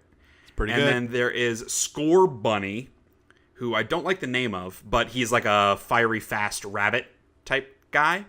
And then there's Sobble, which has been the internet's favorite because he's this timid water lizard that goes invisible and he looks really depressed. And because it's a bunch of millennials, they're like, oh, I identify that. He has anxiety just like me, which is I wish I could turn invisible. Yeah. So they're all cool. I am hoping that they have dual types as they evolve because that's been a cool thing that they've done with starters. I am hoping that they don't just make Score Bunny another fire fighting type, because there've been several of those already. Yeah, Blaziken and the most recent one in Sun and Moon, he was firefighting too. I think so. So it could be cool to see if Grookey was grass fighting, and then Sobble was water ghost, and then if Score Bunny would be the theory could be Score Bunny could be fire electric because he's this super fast rabbit whatever guy. That would be sweet. Yeah, make them a little bit more unique dual types would be neat. They didn't show any other new Pokemon, but you saw a bunch of Pokemon from different generations. So Pikachu was in it, but also they had what was the Dragonfly Pokemon? I don't remember what his name was, but he's from Gen 4 maybe, and then Hoot Hoot was in it, I believe, from Gen 2. So a lot of different Pokemon from different generations. So hopefully that means it'll be a pretty broad, large pool of Pokemon that you can catch. Not advocating that they have all 800 of them in there, but a lot would be cool. Yeah. I do hope they have a lot of new Pokemon, even though they're definitely running out of ideas when it comes to new Pokemon, and a lot of the more recent gens have had some real dumb Pokemon designs. But it's always more exciting to catch some new guys than I'm going to use Geodude again, Right. So, so basically it feels like this game is going to be Pokemon Let's Go, but in a new region with some new Pokemon and the traditional Pokemon catching mechanics. And I would say that is fine with me. Like, I am excited for this. In a perfect world, this would have been Legend of Zelda Breath of the Wild, but with Pokemon, where it's this big, open, third-person area, where it's like a completely open world, complete freedom to run wherever you want. That would have been the perfect situation. And being able to see the Pokemon out in the world, like, that would be the ideal. But that's never going to happen. So I forget, in the trailer or the direct, did they show you like throwing a Pokeball and catching a Pokemon? I don't think they did. Because it would be interesting if like you still battle the Pokemon, but then you do like the Pokemon Let's Go capture mechanic where you have control over, like you do the little catching minigame. So there's like, and if that minigame actually affected how there you go, catching the Pokemon. Yeah, that's the key, because right now it is absolutely random. There is no skill involved in catching a Pokemon in Pokemon Let's Go, which takes away the entire XP point. bonus. I'm not gonna go into this again. I'm not gonna rant about the catching mechanics in Pokemon Let's Go again. It's so frustrating to like get the absolute perfect throw, the like exceptional or whatever it is. Excellent, yeah. Where you get like the perfect thing, and then it escapes after one. Like, you use your Ultra Ball, it's a yellow bar, you get the perfect throw, and then it pops out. I'm just like, why? What could I have done better to catch this Pokemon? I can't do it. Gotta roll the dice better, man. Yeah.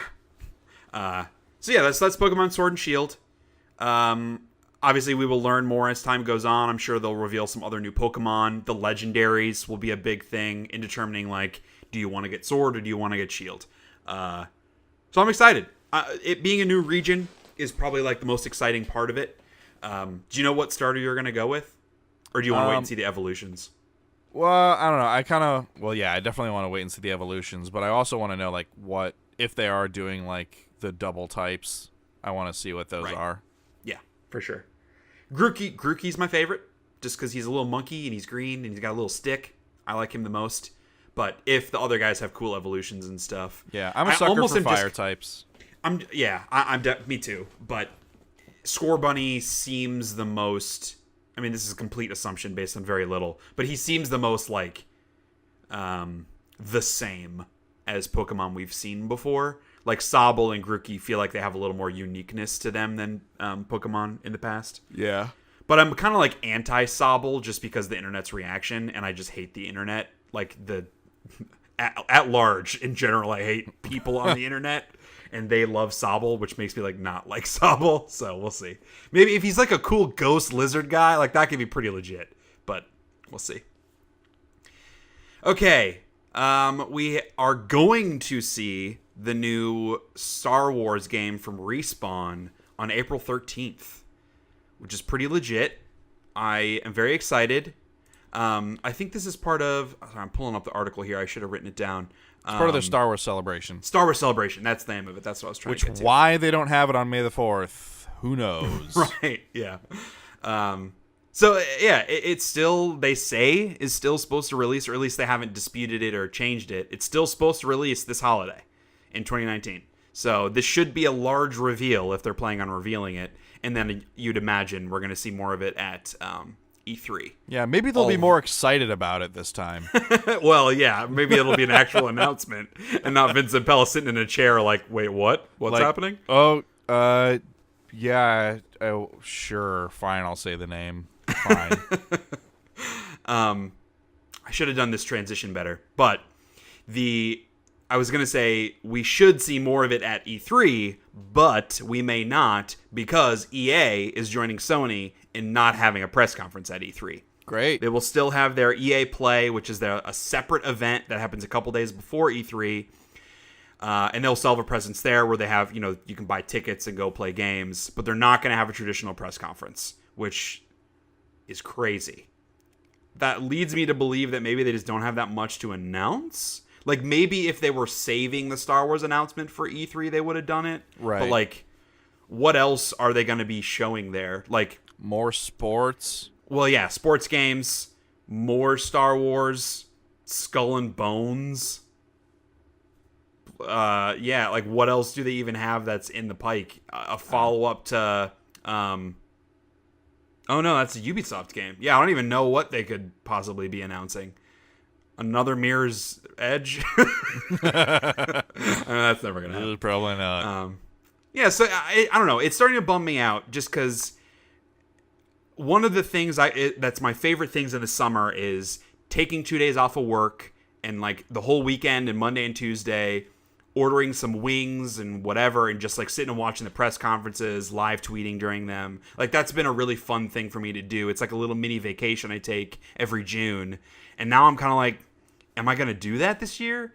Because if like, I guess to be fair, EA is usually on Saturday and then Sony's usually Sunday night. So theoretically, like if all the rest of it's the same, I think that means Ubisoft would be on Monday. I mean, who knows? We'll see the schedule, but like Nintendo would still be on Tuesday. But they've even taken their kind of presence at E3 to be much smaller. Right. So I don't know. EA is continuing to feel less and less meaningful, even as a viewer, not even as someone going to the show or as a purchaser, but even someone that just wants to watch it for cool video games. I'm starting to feel less invested in E3. Yeah, well, it's like they're kind of spreading out, right? Yeah, like everyone's doing their own thing. They're doing their own streaming thing. They're like spreading out the timetable, and it's like because before it used to be a holiday, like at the beginning of the summer, and it was a great way to kick off the summer. Like you have stuff to look forward to. It was like the biggest gaming week of the year. Yeah, there's like the stuff that they announce and launch at the same time, like the play immediate stuff. Like that was always really awesome to look forward to. There's always at least like one thing every year that you could do that with, and this like. It's going away, and that sucks. Yeah, I mean, times change. They're adapting. It from their perspective, it 100% makes sense. I'm not blaming any of them for doing what they are doing, assuming it all works out. But as a consumer that just wants to enjoy video games for that week, it kind of sucks for us. Yeah. Good news. Cyberpunk 2077 will be at E3. Hell yeah. CD Projekt Red came out and said last year they kind of had their reveal trailer at Microsoft's press conference, and then they had an extended behind closed doors demo, which people could talk about, but they didn't reveal any footage from. And then a couple months later, I think it was like maybe in August, they had that like gameplay walkthrough that was like an hour-long video, which was pretty linear. They knew what they wanted to do, was narrated. So hopefully this means them being at E3 again this year, we'll see more of it, presumably again at the Microsoft press conference, maybe a gameplay demo or something. But the bigger thing is that outlets will be able to talk more about Cyberpunk and potentially show their own unique capture videos of them playing the game. Right. That would be cool. Just a little more context around the game versus just a very kind of linear demo of it. Right, yeah. So I want to see like less manicured gameplay. Like I want to see people playing the actual game. People playing it. Yep. So that should be cool. Gearbox says that they have reveals for PAX. PAX East is at the end of March.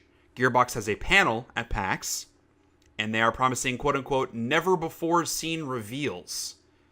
So obviously this is hopefully Borderlands 3.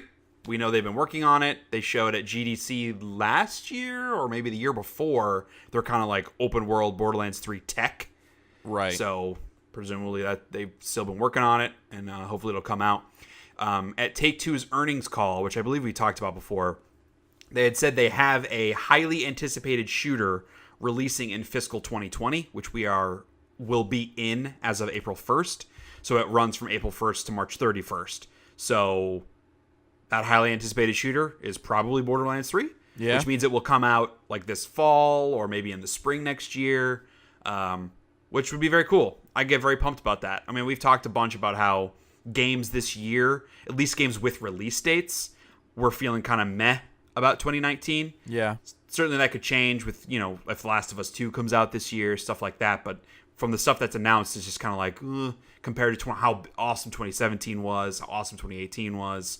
So if Borderlands 3 came out this year as well, that could be pretty neato. Yeah, for sure. I didn't play whatever the one was that was on the moon. Pre-sequel? Yeah, the pre-sequel. I didn't play that one, so I haven't played a Borderlands since 2. I feel like I could play another Borderlands game. I played probably 20 hours of the pre-sequel. Oof. And it ended up as one of my most disappointing games of the year that it came out. So I didn't like it very much. Oof. That wasn't their A team that made that though, right? That was a completely different studio. Yeah. I think it was like 2K something that made that game. It just didn't control well because it was on the moon. It was low gravity. Everything felt, pardon the pun, floaty. Like the shooting didn't feel super accurate. Right. And it had this like arbitrary oxygen mechanic where you had to go and like replenish your oxygen at these little stations that were interspersed around, which made it like really hard to explore.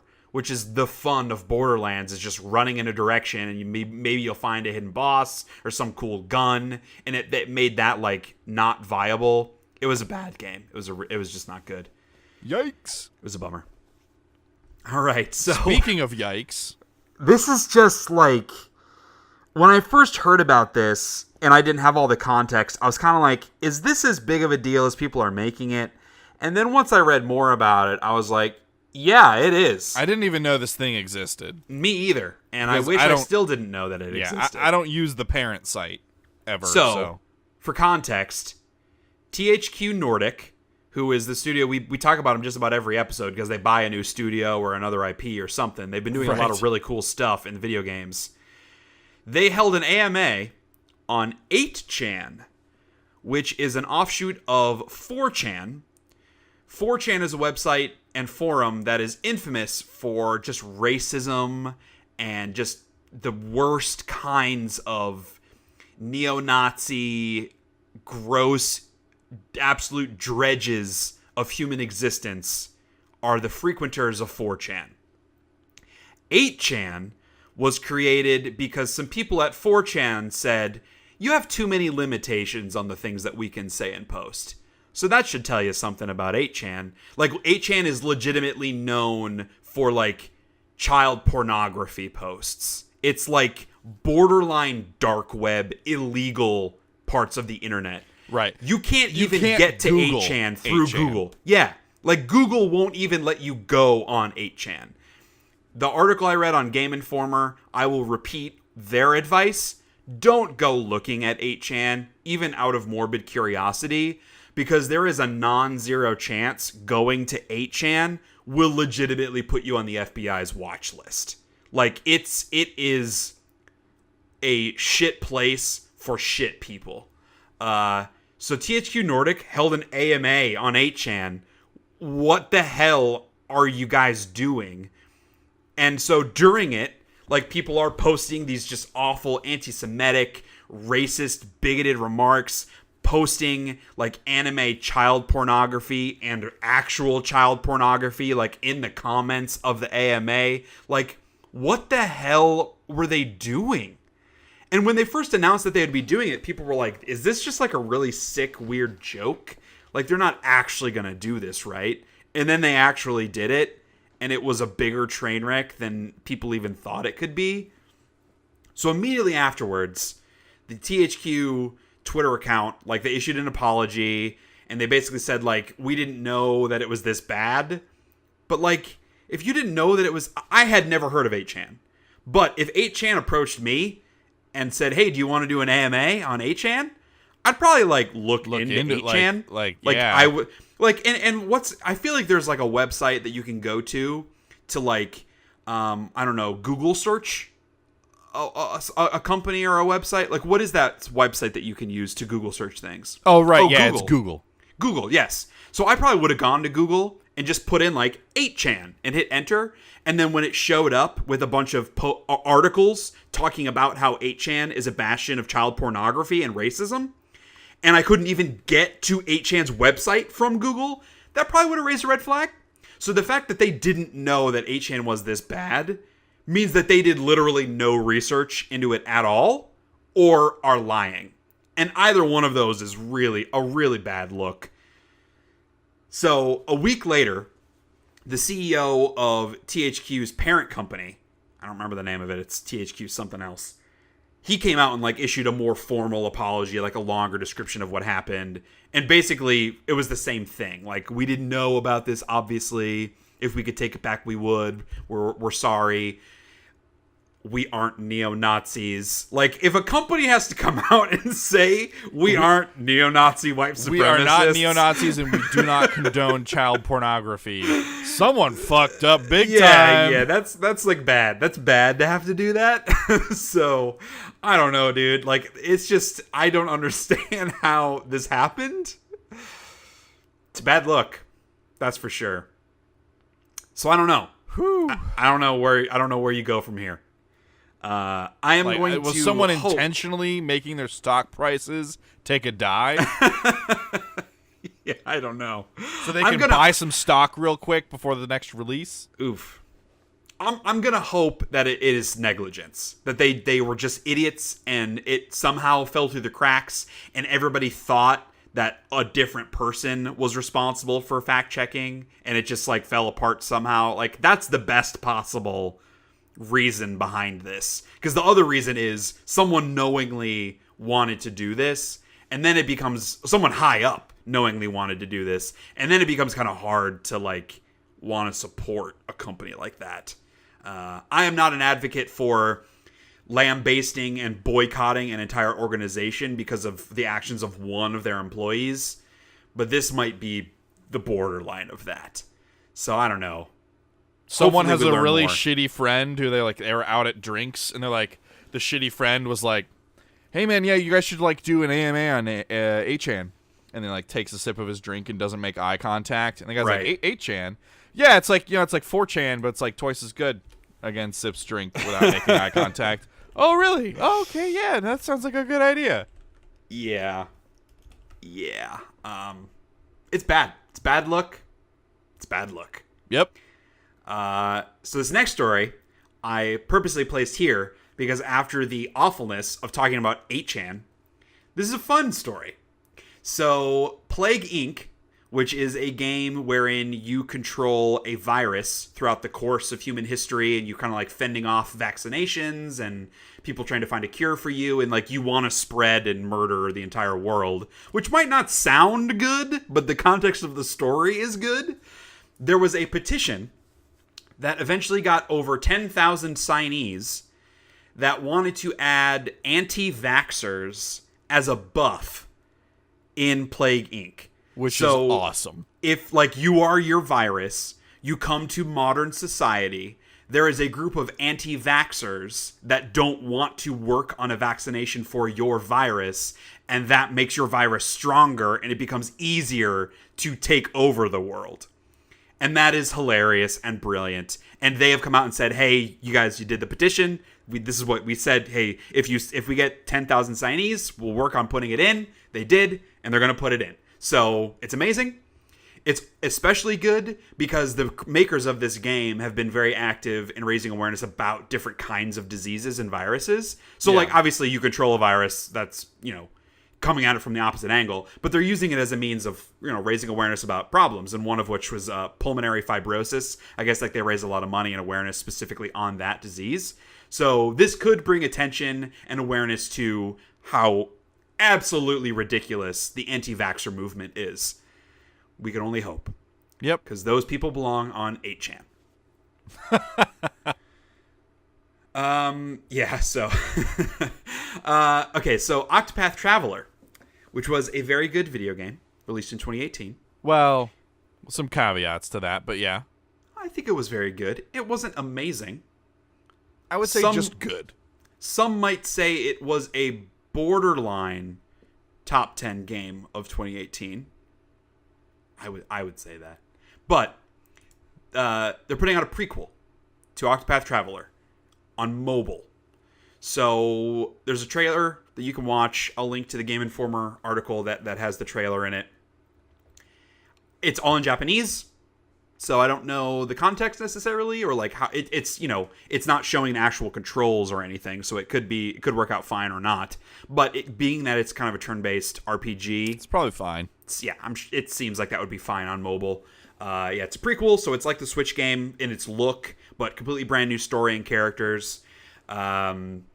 The trailer shows a full party of 8 characters, where like it's like 2 rows of 4, and they're all attacking the enemies and stuff, which could be really fun. There are not random battles. At least in the trailer, it showed you walking up to an enemy and instigating a battle, which is different than the actual game, which had random battles. So, it could be interesting. It's going to be on iOS and Android. As part of this announcement, they said they are working on a proper sequel to Octopath Traveler, which I could be interested in. I feel like the problems I had with Octopath Traveler could be fixed in a sequel. The actual gameplay, the visual style, like the high-level stuff that makes the game, I thought were fantastic. Yeah. It was mostly just like the story and the character interactions and the writing. How the stories never really intersected. And yeah. So all that stuff's very fixable. It being on mobile, I'm not a big mobile gamer, but I have a phone that can run games well now with my XR, 10R, however you want to say it. So I might check it out. Assuming it's not like $20 or something crazy. Hopefully it's like a $5 game or even free to play. I don't know how you would monetize it, but I don't know. Well, I'll certainly check it out. Energy. Yeah, energy. You can only do a certain number of battles. Right. That would suck. So here's a story that I found humorous. Kyle, maybe not so much. Mm-hmm. Hideo Kojima is saying that Death Stranding is, quote, slightly behind schedule. I don't know how he can say anything is slightly behind schedule because he doesn't adhere to a schedule. But the fact that he's saying it's slightly behind schedule means that this game is probably coming out in like 8 years. So I just thought it was funny that he said that. Well, slightly behind schedule. That has always been the case with the Metal Gear games. And that's why they wind up being masterpieces. Masterpieces. I would say that's why they end up having way too much shit going on in them. Which is why they are masterpieces.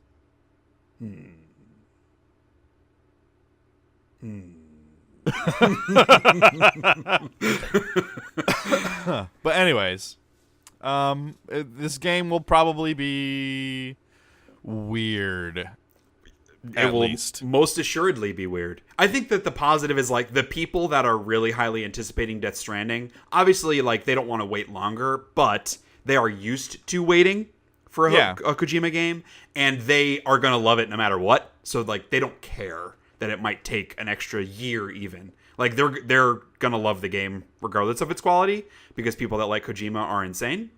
And there's no reasoning with them. So you can reason with me. We've tried. I have tried. It hasn't worked. You're just not trying hard enough. I should create an anime cartoon about why Metal Gear is the most overrated video game franchise ever made. And then maybe you might understand it because it's anime. Honestly, I'm kind of surprised that you didn't like Kingdom Hearts 3. Its story is about as coherent as Metal Gear. And it has Disney characters. You take that back. That is horse shit. I think I found my episode title. Okay, Kingdom Hearts 3, like Metal Gear, but with Disney characters. That's too long. It can't be that. If Kingdom Hearts 3 has nanomachines in it, maybe that would be okay. Okay, I'm actually writing this down because I want to try to find a good title. I don't know, though, because that's, 3 titles in a row that are all Kingdom Hearts focused. That might be too much Kingdom Hearts, even for me. We'll see. I'll play around with it. Okay. Here was the next story here. Oh, okay. So, actually, speaking of Kingdom Hearts 3, that was a good transition. I didn't even plan for it. The game director of Kingdom Hearts 3 kind of was asked about, hey, why weren't there Star Wars and Marvel characters in Kingdom Hearts? Was it because, you had already been starting, or could we anticipate Marvel and Star Wars characters in a new Kingdom Hearts? And he basically was like, maybe, but it's really hard to do it, which makes sense because it's not like they just make a deal with Disney. They also have to make a deal with Lucasfilm and with Marvel itself in order to get these characters in there and worlds in there. And that just becomes kind of prohibitive at a certain point. They even came across that with getting the Toy Story world, getting sign-off from Pixar, which is the only non-Disney, straight-up Disney, or I guess Monsters, Inc. too. Those are the only non-Disney worlds in Kingdom Hearts 3, which they just said was kind of an arduous process. They have to get deals done with both companies, and that just becomes tedious to try to license the rights. Yeah. So it was kind of like the reasoning why we may never see Marvel or Star Wars characters in Kingdom Hearts. I'm pretty okay with that. I am not going to play any more Kingdom Hearts games ever, unless something crazy happens and they completely change the story and how the games are made. Yeah, because that first one's real good. It sure is, yes. None of the other 38 shitty Kingdom Hearts games undoes the quality of the first Kingdom Hearts game. But I don't need to play a 39th shitty Kingdom Hearts game. So I totally buy this as a reason why we didn't and possibly won't see those characters. Yeah. Just looking at like the EA, we've talked about the EA exclusivity with Star Wars games. Like if in 2 years there's another Kingdom Hearts game that wants to have Star Wars characters in it, like I could see EA not being super pleased because they have an exclusivity deal with that IP. So it just becomes even more complicated than just the relationship between Square Enix and Disney / Marvel / Lucasfilm. It also affects other third-party partnerships. So that just becomes a problem at a certain point. Right. Okay, so... this. So there's a new Sonic movie, right? We've talked about this several episodes ago. It's live action, but Sonic will be CG. It felt like it would be pretty similar to this Detective Pikachu movie, where it's like realistic style Sonic in the real world.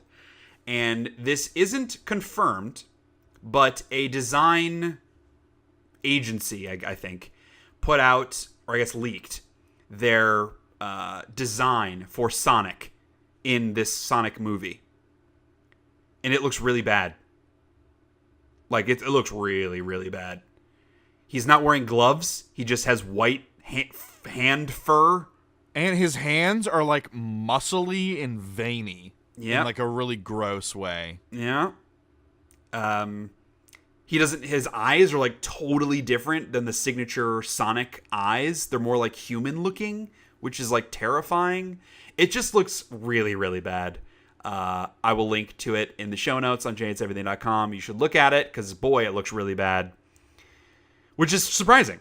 Well, surprising maybe isn't the word. But, like, looking at Detective Pikachu, how they were able to make CG cartoon character look like they fit into the real world, where it's, like, cute and realistic and also horrifying all at once. This just looks horrifying and shitty. Yeah. Oh, also, I forgot to talk about this, but that new Detective Pikachu trailer, Pikachu says, "Get me the hell out of here," when he's in that ring with the other Pokemon. He's like, "Get me the hell out of here!" I'm like, what is that? Interesting. He's one of a kind. He's like Meowth. You know Meowth has a sailor mouth. But not, like, that Pokemon Game Freak company, they would never fucking... They did. He says hell. They allowed it. A Pokemon says hell. Yeah. But also think about the audience. Like, is the audience really little kids, or is it, like, us for this movie? Like, it seems like they're trying to please both masters, but they have to make it a little bit edgy. Yeah, that's bizarre, man. That is weird. It's like having swear words in a Disney movie. Yeah. Yeah. It's very strange. It's like if Mario said, like, he got a fire flower. He's like, "I'm not gonna torch your ass." Like, it's really weird. Yeah. Hopefully we'll get that in the next Mario movie, which they're working on. Crossing my fingers. PG-13 Mario movie. I'm a fucking cat now. Well, you can only get one F word. In PG-13, you only get one F word. Use it well. Okay, it's got to be towards Luigi then. Yeah, definitely. Or like Wario would say it. Okay, so several months ago, Amazon announced that it was working on a Lord of the Rings live-action TV series. And the timing is perfect because Game of Thrones is ending, and something needs to kind of fill that vacuum of high fantasy, drama, realism, whatever. And so details have been scarce. They came out and have announced that the show will be taking place in the Second Age, which, for folks that don't know about Lord of the Rings, I have a lot of detail for you. High level is the movies take place in the Third Age. When that series ends, that's when it moves into the Fourth Age, right? So the ages aren't like each age isn't 1,000 years. They measure it by like big events that happen. So like Sauron becoming the thing is what sparks the third age. The defeat of Morgoth, who was Sauron's boss, his defeat was the end of the first age. So the second age is everything in between. What is it that Gandalf reads? It's like year 34 of the second age. Yes, so that's right at the end of the second age, because that's the tale of Isildur and how he lost the Ring of Power when he got murdered. Right. That was when he was getting taken over by the ring, the Precious, etc. I just remember, like, in my head, it's like, yeah, 34 right. of the second age, just echoing. Yeah. So there's a lot of stuff that happens in the second age. There's a really good article I'll link from sci-fi.com that has a lot of examples of like, hey, it could be this, or it could be this, or it could be this. The biggest theory I have seen online, which is also the one that I prescribe to, is that this show will be focused on Numenor, which I'm going to read a long description and add a little bit of my own flavor. It's nerdy, but it's also cool. And I want it to, like, for readers that are like, I've seen the movies, I don't know what to expect. If this is the show, it could be really rad. So, okay. After the defeat of Morgoth, who was Sauron's boss, the Valar, who are sort of demigods, oh man, I'm not even a sentence in, and this has become really complicated to explain. So in the Silmarillion, right? The Silmarillion is the creation of, what's the name of the place that they live? Crap, I don't remember. It's the name of the planet. I don't remember what the name of the planet is. But the Silmarillion is the story of the creation of the planet. Fantasy Earth. Yes. So there's one god, and then there are several tiers of gods below that one god. There are the Valar. There are the Maya. There are other ones. So Morgoth is a Valar. He is a demigod. He's a badass. Gandalf is like the wizards are like a level below that, and Sauron also was on that level. So like Gandalf and Sauron are like the same power level, right? For Dragon Ball Z fans. Sure, yep. The one god, he's got that over 9,000 power. And then it goes down Saiyan. From there. He's like Super Ultra Mega Saiyan. What's the biggest Saiyan? Super Saiyan level 4, whatever. He's the real thing. So anyway, after the defeat of Morgoth, who was a Valar, the other Valar felt bad for the race of men because they fought Morgoth and defeated him, especially the House of Beor, who went through some truly horrible things while fighting those wars, right? Okay, so I'm reading this sci-fi article here. The Valar brought a star-shaped island up from the seas and had a mountain at its center. The mountain was called Meneltarma. The Edain, who are a race of men blessed with long life, which is what Aragorn is descended from, were led to this island called Numenor by the star of Erendil, which, if you remember in the Lord of the Rings movies, that's what Galadriel gives the light of Elendil. Yes, so whatever. Right. So it's a guiding light. It's a star in the sky that she captured. May be a light for you in dark places, and yes, exactly. So they were led to Numenor by this light, much like the wise men were led to baby Jesus, because this whole thing is an allegory of Christianity, because J.R.R. Tolkien was a Christian guy. So it was on Numenor that the race of men came into their own in multiple ways, because they became kind of douchebags and thought they were better than everyone else, which eventually leads to the fall of the race of men and then the rebirth of the race of men under Aragorn. So the only rule that the Valar put on men on Numenor was that they were not allowed to sail away from Numenor, that it was no longer visible.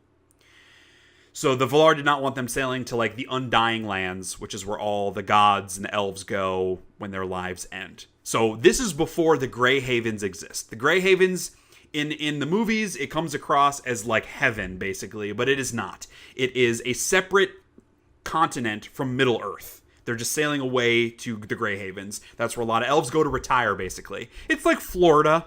It's like the Florida of Middle-earth. Fantasy Florida. Fantasy Florida. Exactly. So Sarasota. men are forbidden to go to the Undying Lands.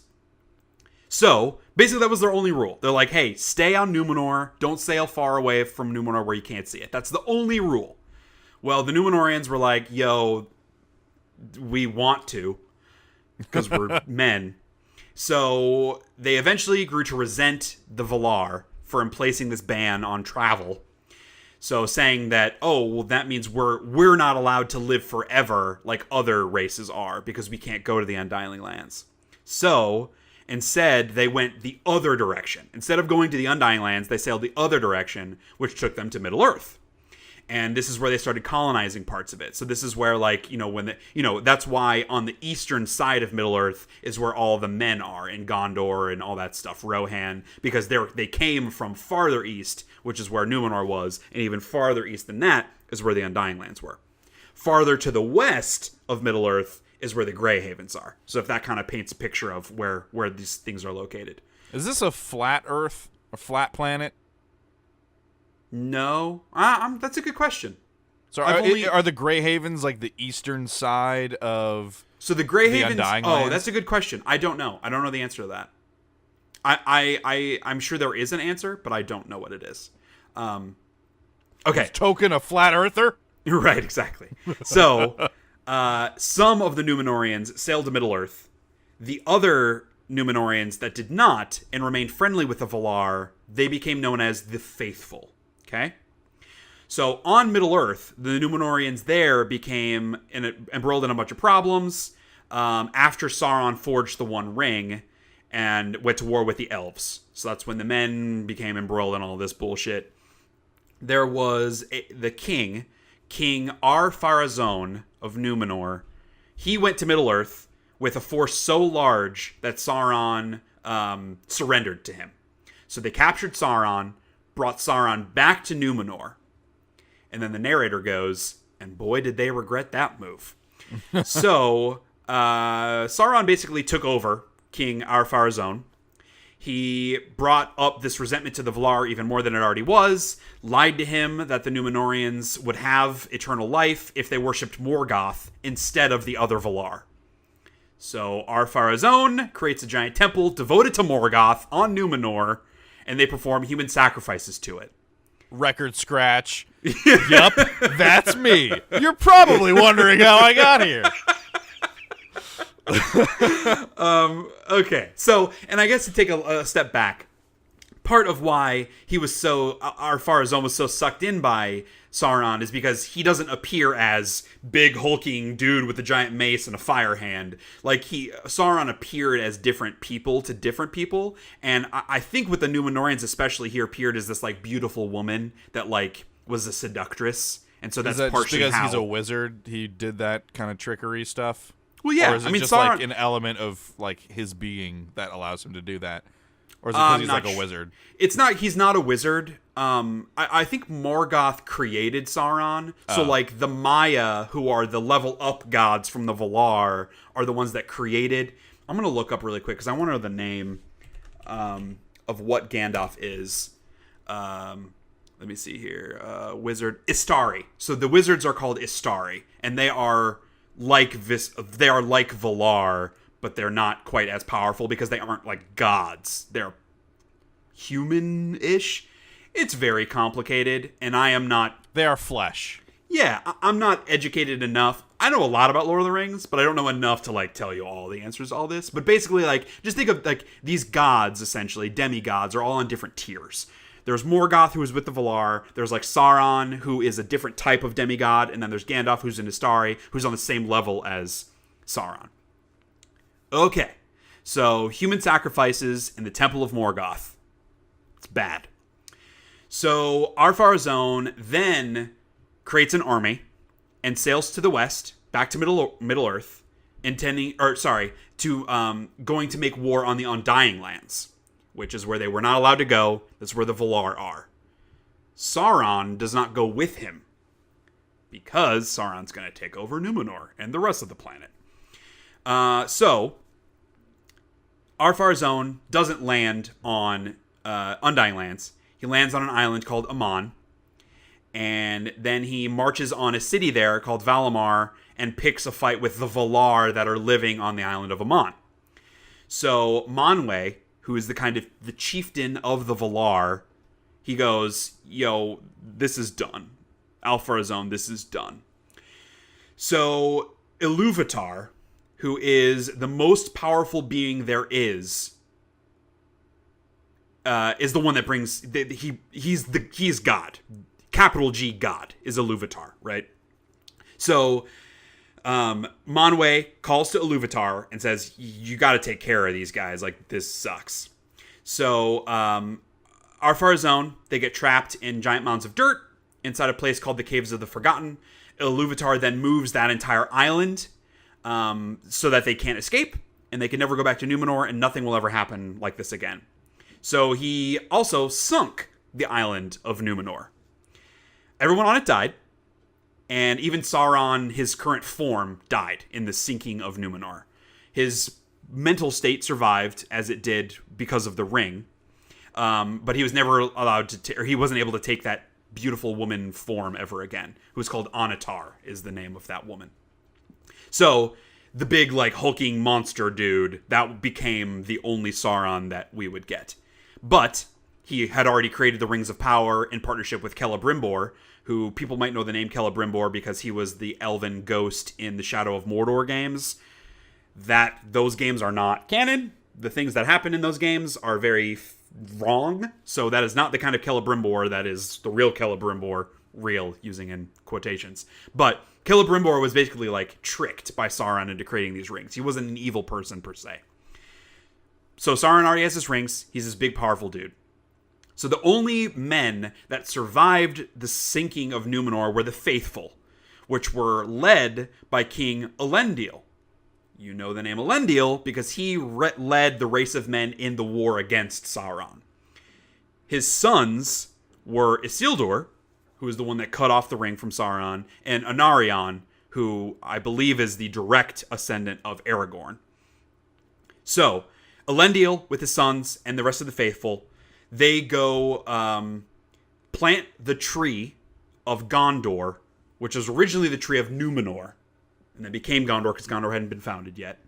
So that's where they established Gondor. They established Arnor, which was close to Gondor. They built Minas Anor, which eventually becomes Minas Tirith, and Minas Ithil, which eventually becomes Minas Morgul. So Minas Tirith is the capital of Gondor, the big white city at the end of Return of the King. Minas Morgul is where the Witch King lives, where he like comes out on his big beast and like attacks Minas Tirith. So that's Minas Morgul, Minas Tirith.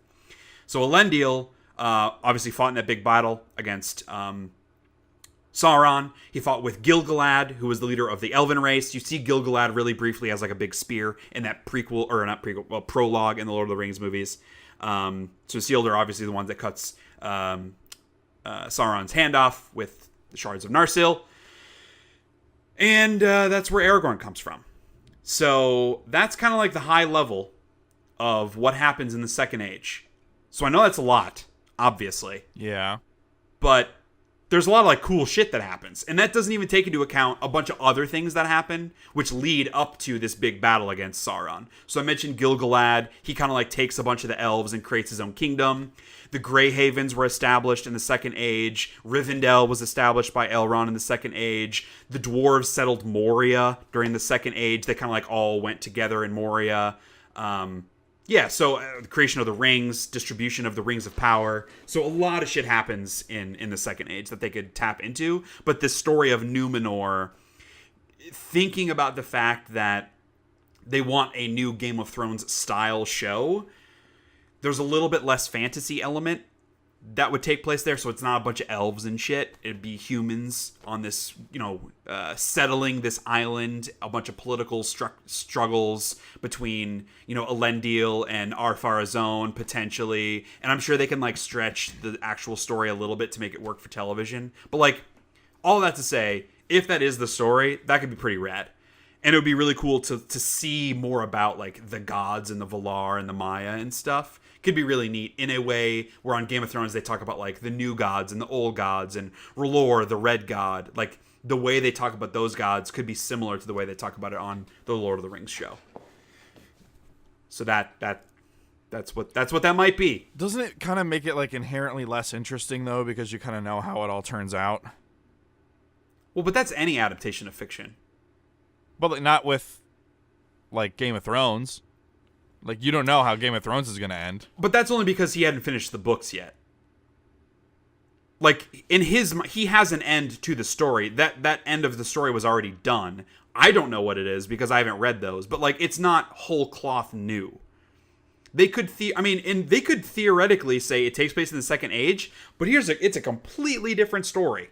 It takes place in the Shire in the Second Age, and then they just make it up from scratch. That could totally happen. Yeah. But I'm not saying that would necessarily be more interesting. It's not the destination, it's the journey. Isn't that how that goes? It's both. Fair enough. People who say that just aren't satisfied with the outcome. So I will say, if you are a big Lord of the Rings fan and you are a listener of the podcast and I fucked something up, send me an email, info@SheaHatesEverything.com. Tell me that I'm an idiot and that I don't know what I'm talking about. But I think I got everything correct. It's a lot, but I think I got it. Fantasy Florida. Right, that's the takeaway. That's and the biggest. Fantasy North Star Wise Men. Yes. All right, final news story. Disney Plus, Disney's streaming service. Mr. Iger, who is the CEO of Disney, came out and said that Disney is ceasing its Vault program, where they kind of like rotate movies in and out of the vault, and if a movie's in the vault, you can't buy it on DVD or anything. They're ceasing that, and at least some point soon after the launch of Disney Plus, every single Disney movie will be available on Disney Plus. That's the right move. It is 100% the right move. Doesn't mean that it was like the expected move. And this, like, the reactions I have seen of people are like, well, here you go, I'm getting this now. Like, to be able to watch any Disney movie at any time that you want has never been possible before. It's true. Unless you owned every single movie, which was very hard to do because of the way that the vault was. It was just this, like, artificial demand that they were trying to, or like artificial scarcity that they were trying to, and people hated it. It was terrible for consumers. It sucked. So they're not doing that anymore. Who knows how expensive this will still be? That will be the big sticking point. But analysts are already saying, when all is said and done, they expect Disney Plus to have more subscribers than Netflix, which is bonkers. I mean, I can see that, right? Because like parents with kids who like, I mean, Netflix has some kid-friendly stuff, but certainly not tons of kid-friendly stuff. Yeah, but not Disney, obviously. Right, it's not Disney stuff though, and that's the stuff that kids want to see the most. And so, like, this makes sense from that aspect, I guess. I don't know. Also, I feel like Netflix, because Netflix continues to lose things all the time, having something that's only going to ever have stuff added to it, like you're never going to lose stuff, is kind of appealing. Yeah, that's fair. Interesting. That's an interesting point. I hadn't thought about it that way. Yeah, we'll only ever expand. Okay, that's all of our news. Couple more things before we wrap this baby up. So, my Game of the Year 2018 post is finally live. It only took me until March. I did not make the February 28th deadline, unfortunately. Life happens. But I did make it on like March 2nd. All right, so give me some credit here. No, I posted on March 4th. Damn it. Still, no credit. Only like 5 days late. March 2nd would have been credit. So, I'm not going to walk through everything because I had several categories. I did best looking game, best setting, best music, best characters, best story, most disappointing game, and then my top 10 games. So if you want to read it, go to SheaHatesEverything.com. It's the first article you'll see posted. Check it out. I feel pretty good about it. It took me a really long time to write, so please support it. But I want to walk through just my top 10 games of the year because we did that with you, Kyle, so I kind of wanted to do the same thing. So, quick honorable mentions. Assassin's Creed Odyssey. Haven't finished up my time with it, but it's just a really solid game. Is kind of like the best thing I can say about it. And I will go back to it once I wrap up some loose ends with some other stuff. It'll be an easy game to jump back into once or twice a month. Moonlighter, which I didn't get as far into as I wanted, but I wanted to call it out as an honorable mention just because I felt like if I had put a lot more time into it, it probably would have made my top 10 list. Had a cool pixelated aesthetic. Just a really good dungeon crawler, and I really, really enjoyed the shop running kind of system. I really like that. It made the game feel kind of unique from other dungeon crawlers. Yeah, it's like a neat mesh of two different types of games. Yeah. And then Octopath Traveler, which like was right on the borderline of making my top 10. As we talked about, kind of the story and the characters don't quite hit the mark, but I really loved the combat system, the visual style and aesthetic of it. It has really solid music. It's just a really good old school JRPG. Yeah. Number 10, Super Smash Bros. Ultimate. This, partially makes it in just because of the sheer quantity of content that it has. Like the number of music tracks and stages and characters are just like completely unfathomable. And it's just a really good Smash game. It's much better than Brawl was in terms of like the quality of the roster and the levels and stuff. I haven't gotten that far into the World of Light mode. I've just been experimenting a little bit with it, but I really love how it has all of the nods to like classic Nintendo stuff, a lot of really fun Easter eggs that just, it's not Subspace Emissary. It's not like a story mode in that sense. It's not as engaging, but it's a fun, cute nod at a lot of cool Nintendo history. Number 9, I had as the Banner Saga 3, which again, like I'm not done with it. This could very easily move up on my list had I finished it, but I couldn't wait forever to post this thing. So the reason it is only number 9 is just because I'm not far enough into it to like say with certainty that the ending is satisfactory. But right. As I mentioned, really enjoying the kind of like turn-based combat. Has a lot more depth than either of the previous 2 combat systems did. A lot more challenge, kind of frustrating challenge to be honest at times. But I think a lot of it's just because like the previous 2 games were so easy, I didn't need to engage in a lot of like high-level strategy. And now you'd need to, and I'm just not used to it. So there's a bit of a learning curve that I'm facing so far. Number 8 was Florence.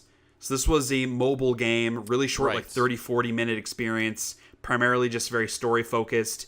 And it was just like, it didn't hit me emotionally as hard as it did Vinny on the Giant Beast Cast rather. But I still really loved the story, and it just uses its mobile platform in really inventive ways, like ways that you are used to using your phone, like scrolling and kind of, hitting your thumb presses and that kind of thing, like zooming in and out.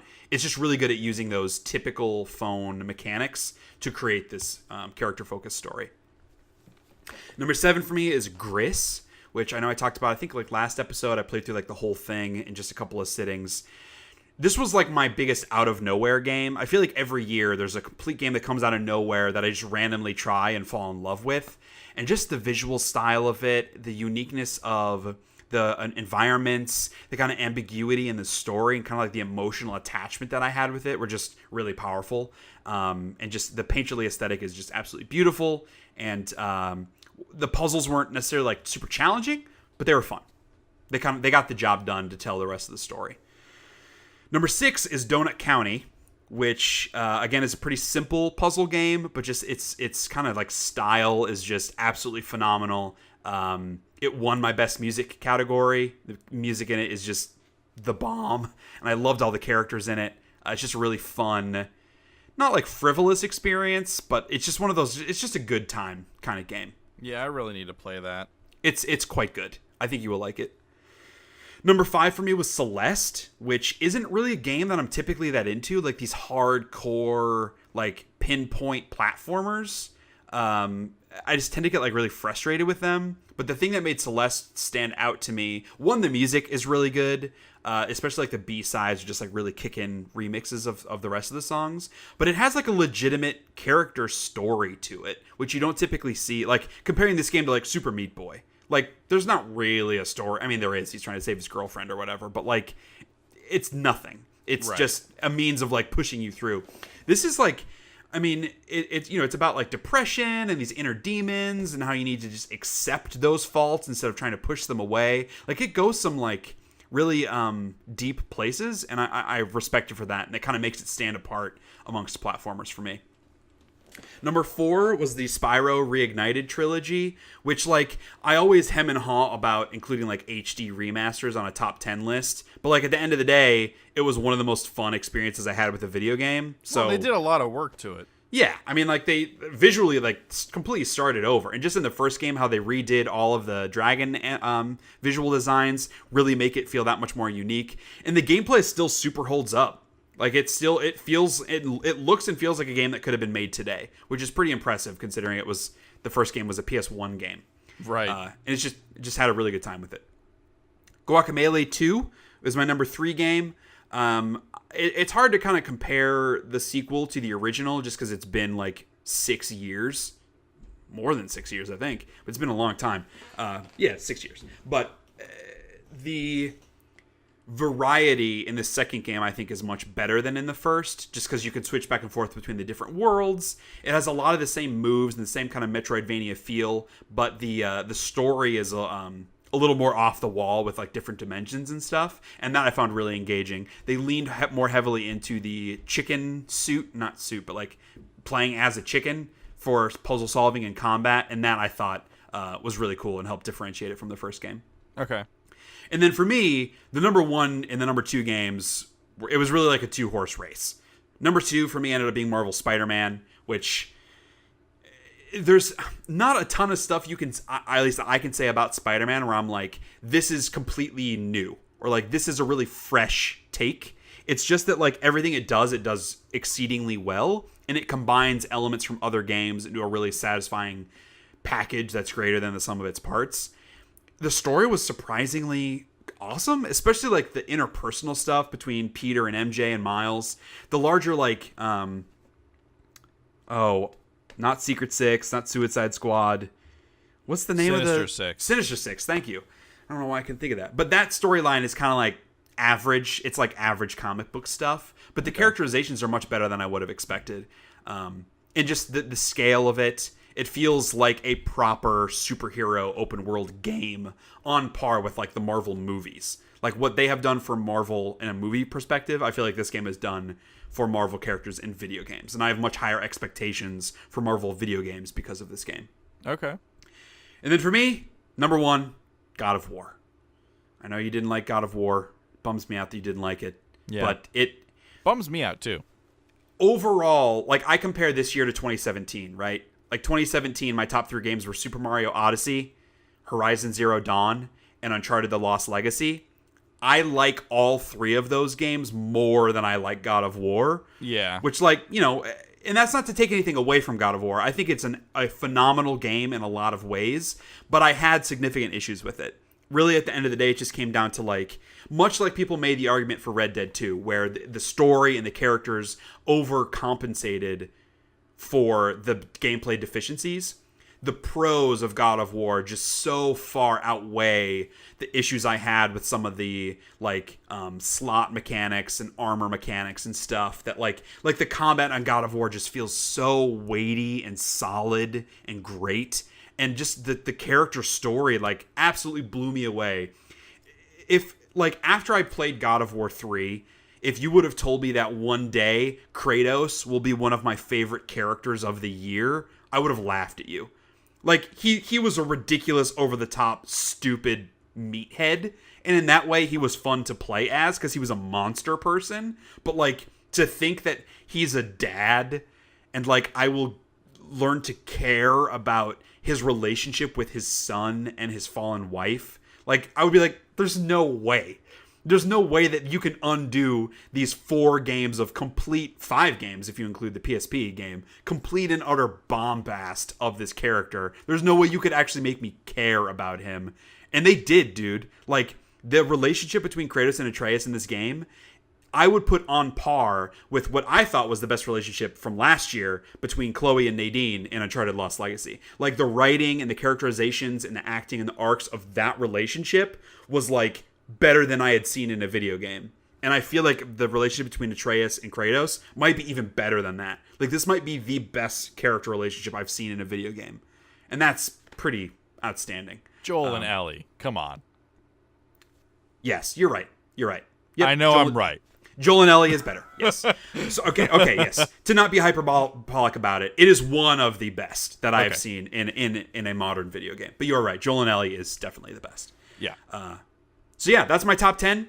I feel really good about all those games on there. I feel like there was a surprising amount of variety in the types of games that I played, and not a fanboy perspective, but as someone that has bought into the Sony ecosystem, like I may buy the next Xbox if I have a bunch of extra money and time to do it, but I know I'm buying the next Sony console, right? I'm invested in that ecosystem, in that community. Right. And so the fact that my 2 favorite games of the year were Sony games makes me feel that much more excited for the future of Sony products. And even looking back at last year, Horizon Zero Dawn, PlayStation exclusive. Uncharted Lost Legacy, PlayStation exclusive. Looking back at the year prior to that, my favorite game of the year, Uncharted 4, PlayStation exclusive. And I don't think it's a self-fulfilling prophecy where, like, I'm going to like Sony games more just because I want to like them more. Listeners of the podcast should know I'm far more cynical than to be, like, taken up in that sort of thing. I mean, Super Mario Odyssey won my game of the year. It's not a PlayStation game. But all that to say, I look forward to the continued quality of Sony exclusives. I feel like they are knocking it out of the park by and large. And so hopefully that continues. And hopefully we actually get some good exclusive games in 2019. Because right now it's like Days Gone. Yeah. That's kind of it, right? In terms of exclusives? Yeah. Maybe. Yeah, I think that's it. Is Sekiro, is that a PlayStation exclusive? It's probably also coming to PC, I would assume. Yeah, and it's not a first-party game anyway. But yeah, like that's kind of it. Because obviously we have Dreams, Last of Us Part 2, but like we don't have release dates for those. So, anywho, that's my top 10. Check out the full list and the other categories on SheaHatesEverything.com. I would really appreciate it. So, before we do Hate of the Week, we got an email. Hello. We don't get enough emails. Yeah. So, if you have an email, send it to info@SheaHatesEverything.com or tweet at me @Shea_Castle or write us a message on our Facebook page /SheaHatesEverything. Do it. We'll read it and we'll talk about it. We have a great email from Steve in Washington, D.C. Steve says, Shay, big fan of the pod. You and Kyle discussed last week that there are not a lot of games coming out this year that either of you are really interested in, and it got me thinking. Well, Steve, you're correct, because we have mentioned that multiple times on this podcast. If both of you had to describe a dream game concept, whether based off an existing IP or a completely original idea, what would you come up with? And Steve lists a couple examples. He says, for an existing IP, I would love to see a Harry Potter-based action RPG where I get to create my own wizard or witch, take classes, get into adventures around Hogwarts, and make decisions to be a dark wizard fighting for purebloods only, or defending the populace, keeping everyone happy. I would say, Steve, maybe I wouldn't love a Harry Potter game where I can be a racist dark wizard, but it's nice to have the option, though, right? But I understand the perspective. And I would say, hopefully you're in luck because of that leaked gameplay Harry Potter game footage. Hopefully that does happen. Good. And 2, I would say if I was going to list out my dream video games, this would absolutely be one of them. I would actually advocate, and maybe this wouldn't be better, but I would almost rather have the game like take place at Beauxbatons or Illuvermurny or whatever the American wizarding school is, where it's completely separated from the Harry Potter story. It just exists in that larger wizarding world so that it can really be its own story. Absolutely see the fun in exploring Hogwarts for yourself with your own character, taking classes either like from Professor McGonagall or like if it takes place afterwards, like, oh, I could take herbology classes from Neville Longbottom. Like that could all be really cool, but I would almost prefer a completely original and different take on the wizarding world. But yes, it being an action RPG, quote unquote open world. I guess it wouldn't really be open world, but like fully able to explore the school and the grounds, and maybe you go to different places for story beats for battles and whatnot. That would all be super, super awesome. It'd be like Bully, but with Harry Potter. Yeah. That would be really rad. And then for Steve's original idea, he says, a blatant Assassin's Creed Origins ripoff, but you are Robin Hood in medieval Britain. I'm down for that. Sounds like a pretty dope idea as well. I didn't play Assassin's Creed. What's the one that took place in London? Not Unity. Where you played as the brother and sister. Yep. What is that game? Assassin's Creed too many. Assassin's Creed. Oi! Okay, let me. What is this game? Assassin's Creed Lorry Driver. No, not Britain's Got Talent. The hell are you doing, Google?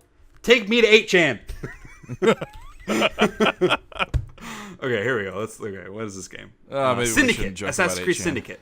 Syndicate. Yes. So obviously that took place in London. You're not Robin Hood, but it would be, I imagine, a similar time period maybe with the horse and buggy and that sort of like 1800s sort of As long style. as it's Kevin Costner's Robin Hood. That's my stipulation. No. Kevin Costner's Robin Hood, and somewhere throughout the game, someone says, "Cut your heart out with a spoon." That would be good. But I guess Steve pitched it in medieval Britain, which is actually where Robin Hood takes place. So I guess that would be very different than the kind of industrial age Britain in Syndicate. Yeah, so that would be cool. So obviously, as far as so he says, I would love to hear both of your ideas and discussion. Thanks again for getting me through the workday and looking forward to more great content. You know what, Steve? Thank you, Steve from Washington, D.C.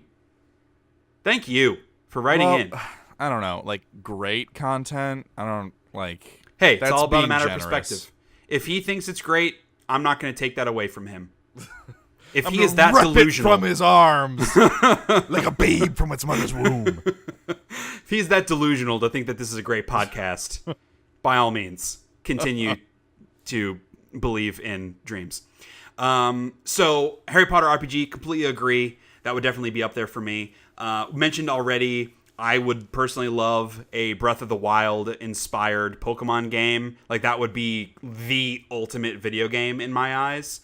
And then the other thing that I wrote down would be kind of an RPG on the Avengers. I'm not sure how it would work out if I'd want a Marvel Ultimate Alliance style where you put a party together, or if you create your own hero in the larger Marvel universe. That's probably the better way. That's probably the easier DC way. Universe, but Marvel. Yeah, but not an MMO, like an actual story-focused RPG. Right. Which, who knows? I mean, Crystal Dynamics, they're still working on that Avengers game. Who knows what that's actually going to turn out to be. But that could be cool. Crystal Dynamics is this good studio. So, I don't know. Did you have any other big ideas? Dark Void 2. I'm not sure that's really in the spirit of the question, because that's just a sequel to a game that already exists. But would you reimagine it in some way? Yes. Okay. Dark Void 2, but it's first person in VR. So you're jetpacking around, flying through shit, shooting shit, messing with direction and perspective. Mm-hmm. You'd land on a UFO, and you'd rip the robot out of the UFO, and then you fly the UFO. I didn't play Dark Void, so this is you're missing me. Nolan North voiced the main character. Nolan North voiced most main characters in that period of video game development. But so yeah, Dark Void is what's the terminology?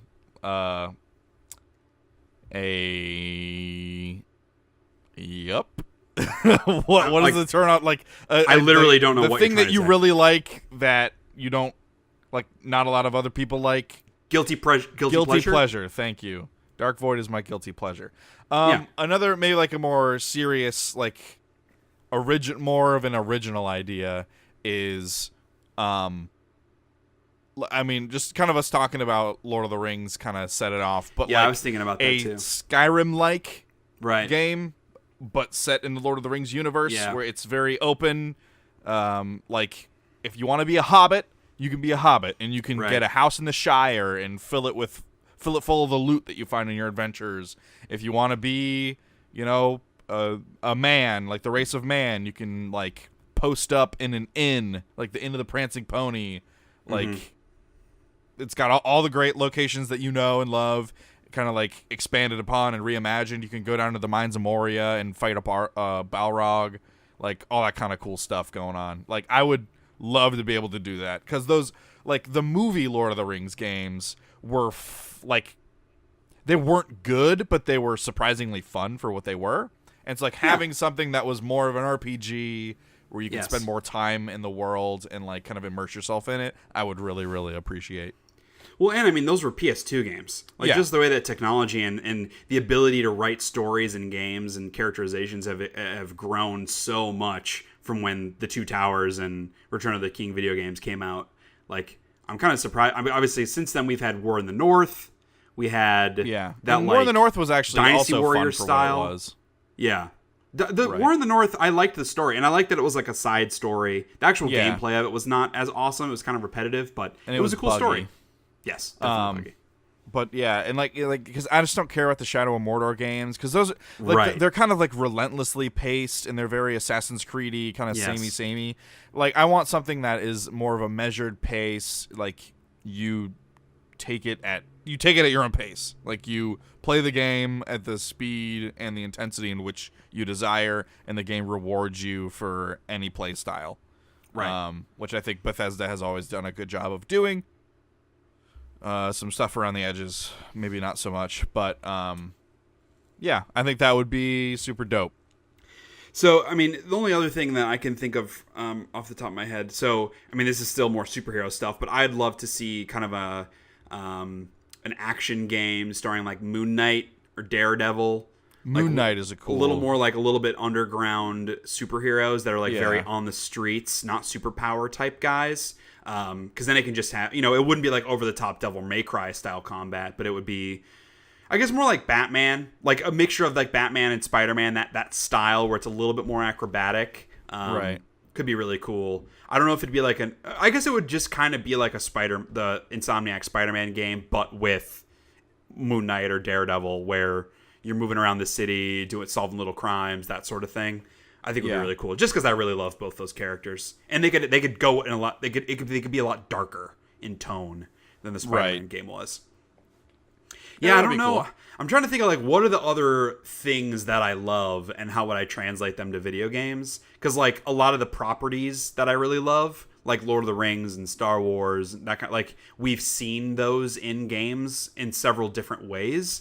So it's hard to think of like oh, I would love another really good Star Wars RPG, like a new Knights of the Old Republic style RPG, but like it's kind of an obvious answer. It's not as creative as like a Robin Hood game, but like Assassin's Creed.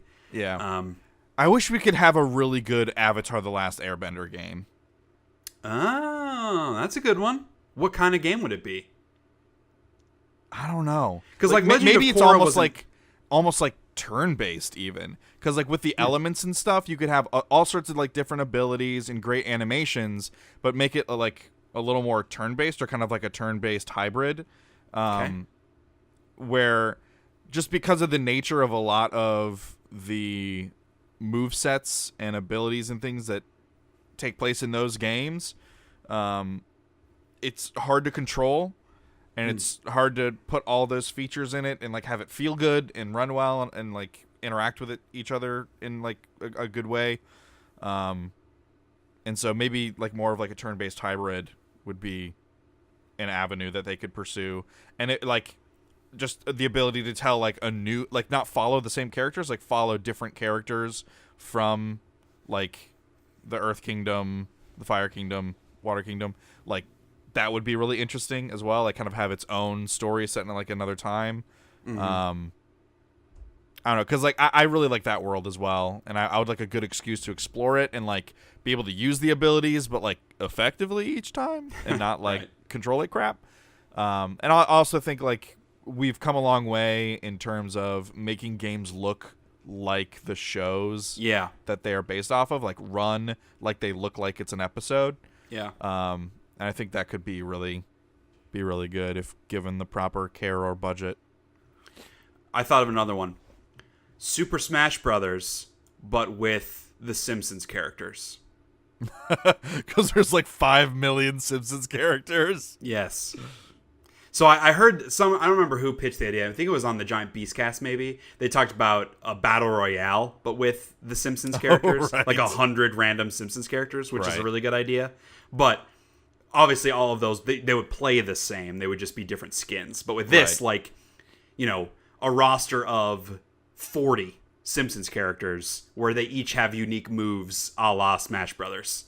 That would be fun as hell.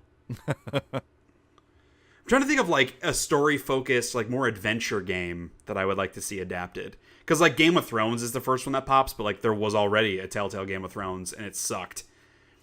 Like, The Office, like an adventure game with The Office. That's just very story-focused. Could be funny.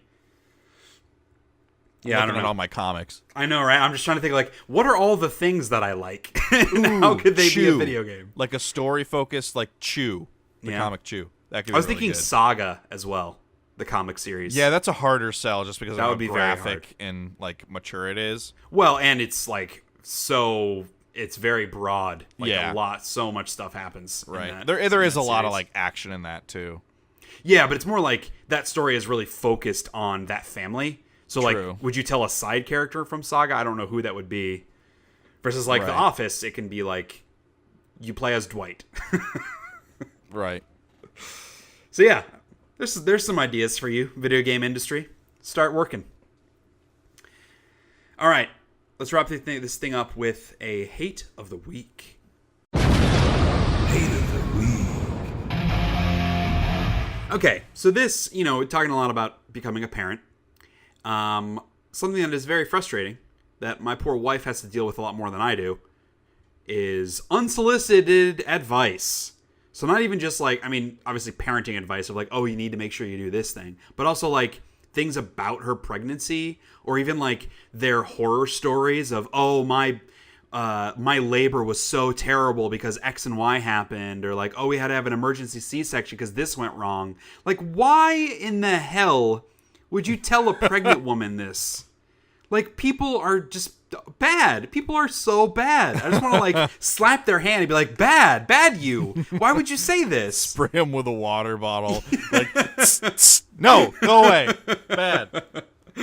It's so rude. And it's being unsolicited is the worst part. And it's just because people have to make everything about themselves. Like, oh, I see a pregnant woman. I need to tell her about my pregnancy experience, even though she didn't ask. And why would she? Because I've literally never met her before. But I'm going to walk up to her and touch her stomach. Like, go away.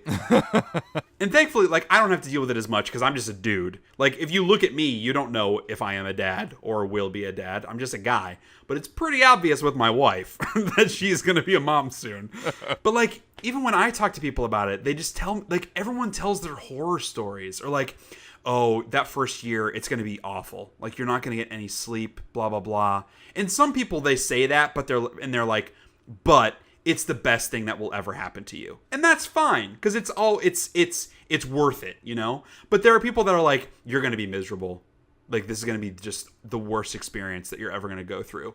My wife and I, when we had our first kid, we had to go to therapy after. Like, we almost got a divorce because we just couldn't handle it. I'm like, okay, why are you telling me this? Like, what? What is this supposed to do for me? I am not your therapist. You already know who that person is. There isn't even advice buried in there. It's just, your life is going to be terrible. See ya. Like, shut up. Leave me alone. Like, let me be who I want to be. So that's been very frustrating. And it's only going to get worse when she's actually born and we're around with our baby. People are going to come up and want to grab her out of her stroller that we don't know. Like, telling us, oh, you have to make sure you do this or else this is going to happen. Oh, make sure you don't put this in there or else she might die in her sleep. Like, leave us alone. We just want to be in our bubble and never talk to anyone. So, yeah, that sucks. Your daughter's going to have great social skills. Yeah, maybe. We'll see. I'll like, push her out into the world. Like, hey, so people are terrible, but you have to deal with them. Good luck. When she's 3 months old, you push her out the door. Like, yeah, come back when you have a job. Just gotta learn. Gotta learn somehow. I didn't have it easy. Walked uphill to the bathroom both ways. Yeah, exactly. So, all right. Let's wrap this baby up. So I will say something I don't hate today. Obviously, besides the fact that I'm having a kid, I don't hate that. But I don't hate rainy weekend days. It's been kind of shitty. Like, during the week when it's rainy, it sucks. But on the weekend, if you're not doing anything, like, we're just, we're building a dresser and doing laundry and, like, all that kind of stuff, baby prep stuff. But we're just in the house, and it's glorious. Just hearing the pitter-patter, it just being kind of wet and damp and a little bit chilly and windy outside. It's a great weekend. Yeah, that's not as fun when you have to work an event and then because the school won't redo the roof of the theater, there's a leak. So every time it rains when there's a client, it like leaks on their Marley floor, and they're like, "Hey, just so you know, the roof is leaking." I'm like, "I know the roof is leaking. It's been leaking for like 15 years." And they won't fucking fix it.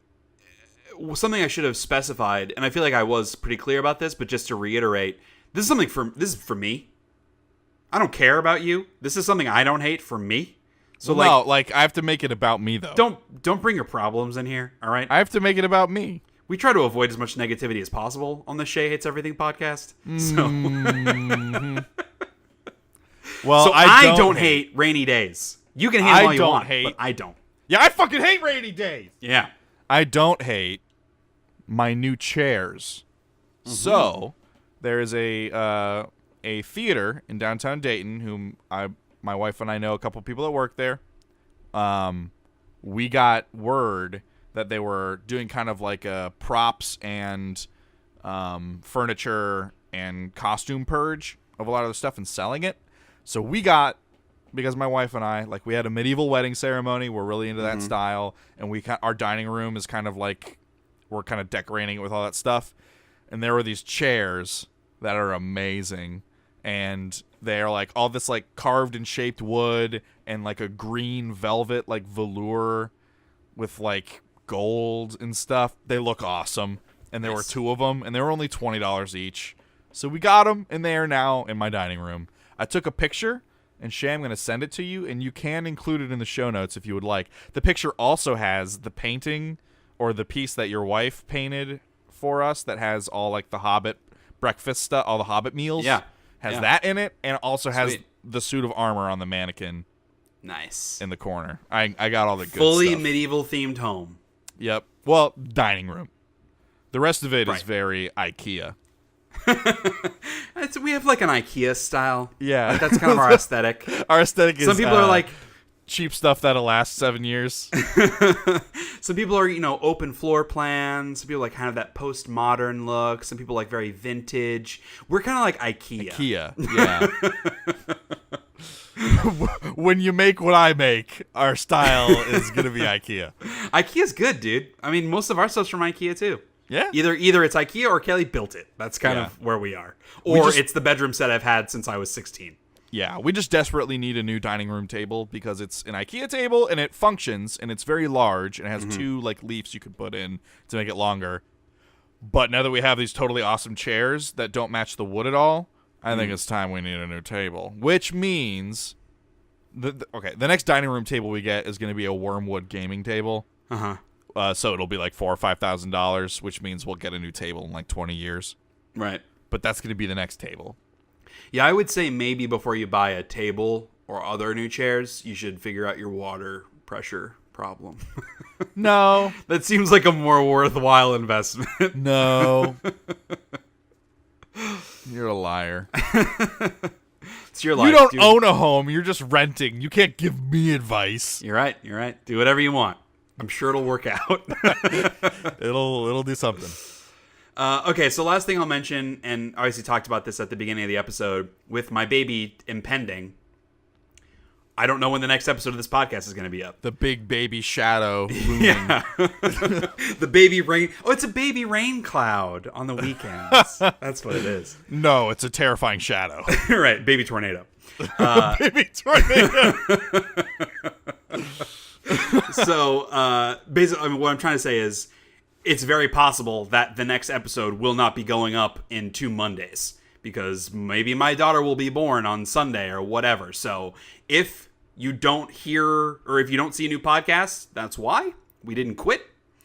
Just like follow me on Twitter at Shea_Castle or like our Facebook page /Shea Hates Everything. And I'll be sure to update there when and if the different podcast schedule happens.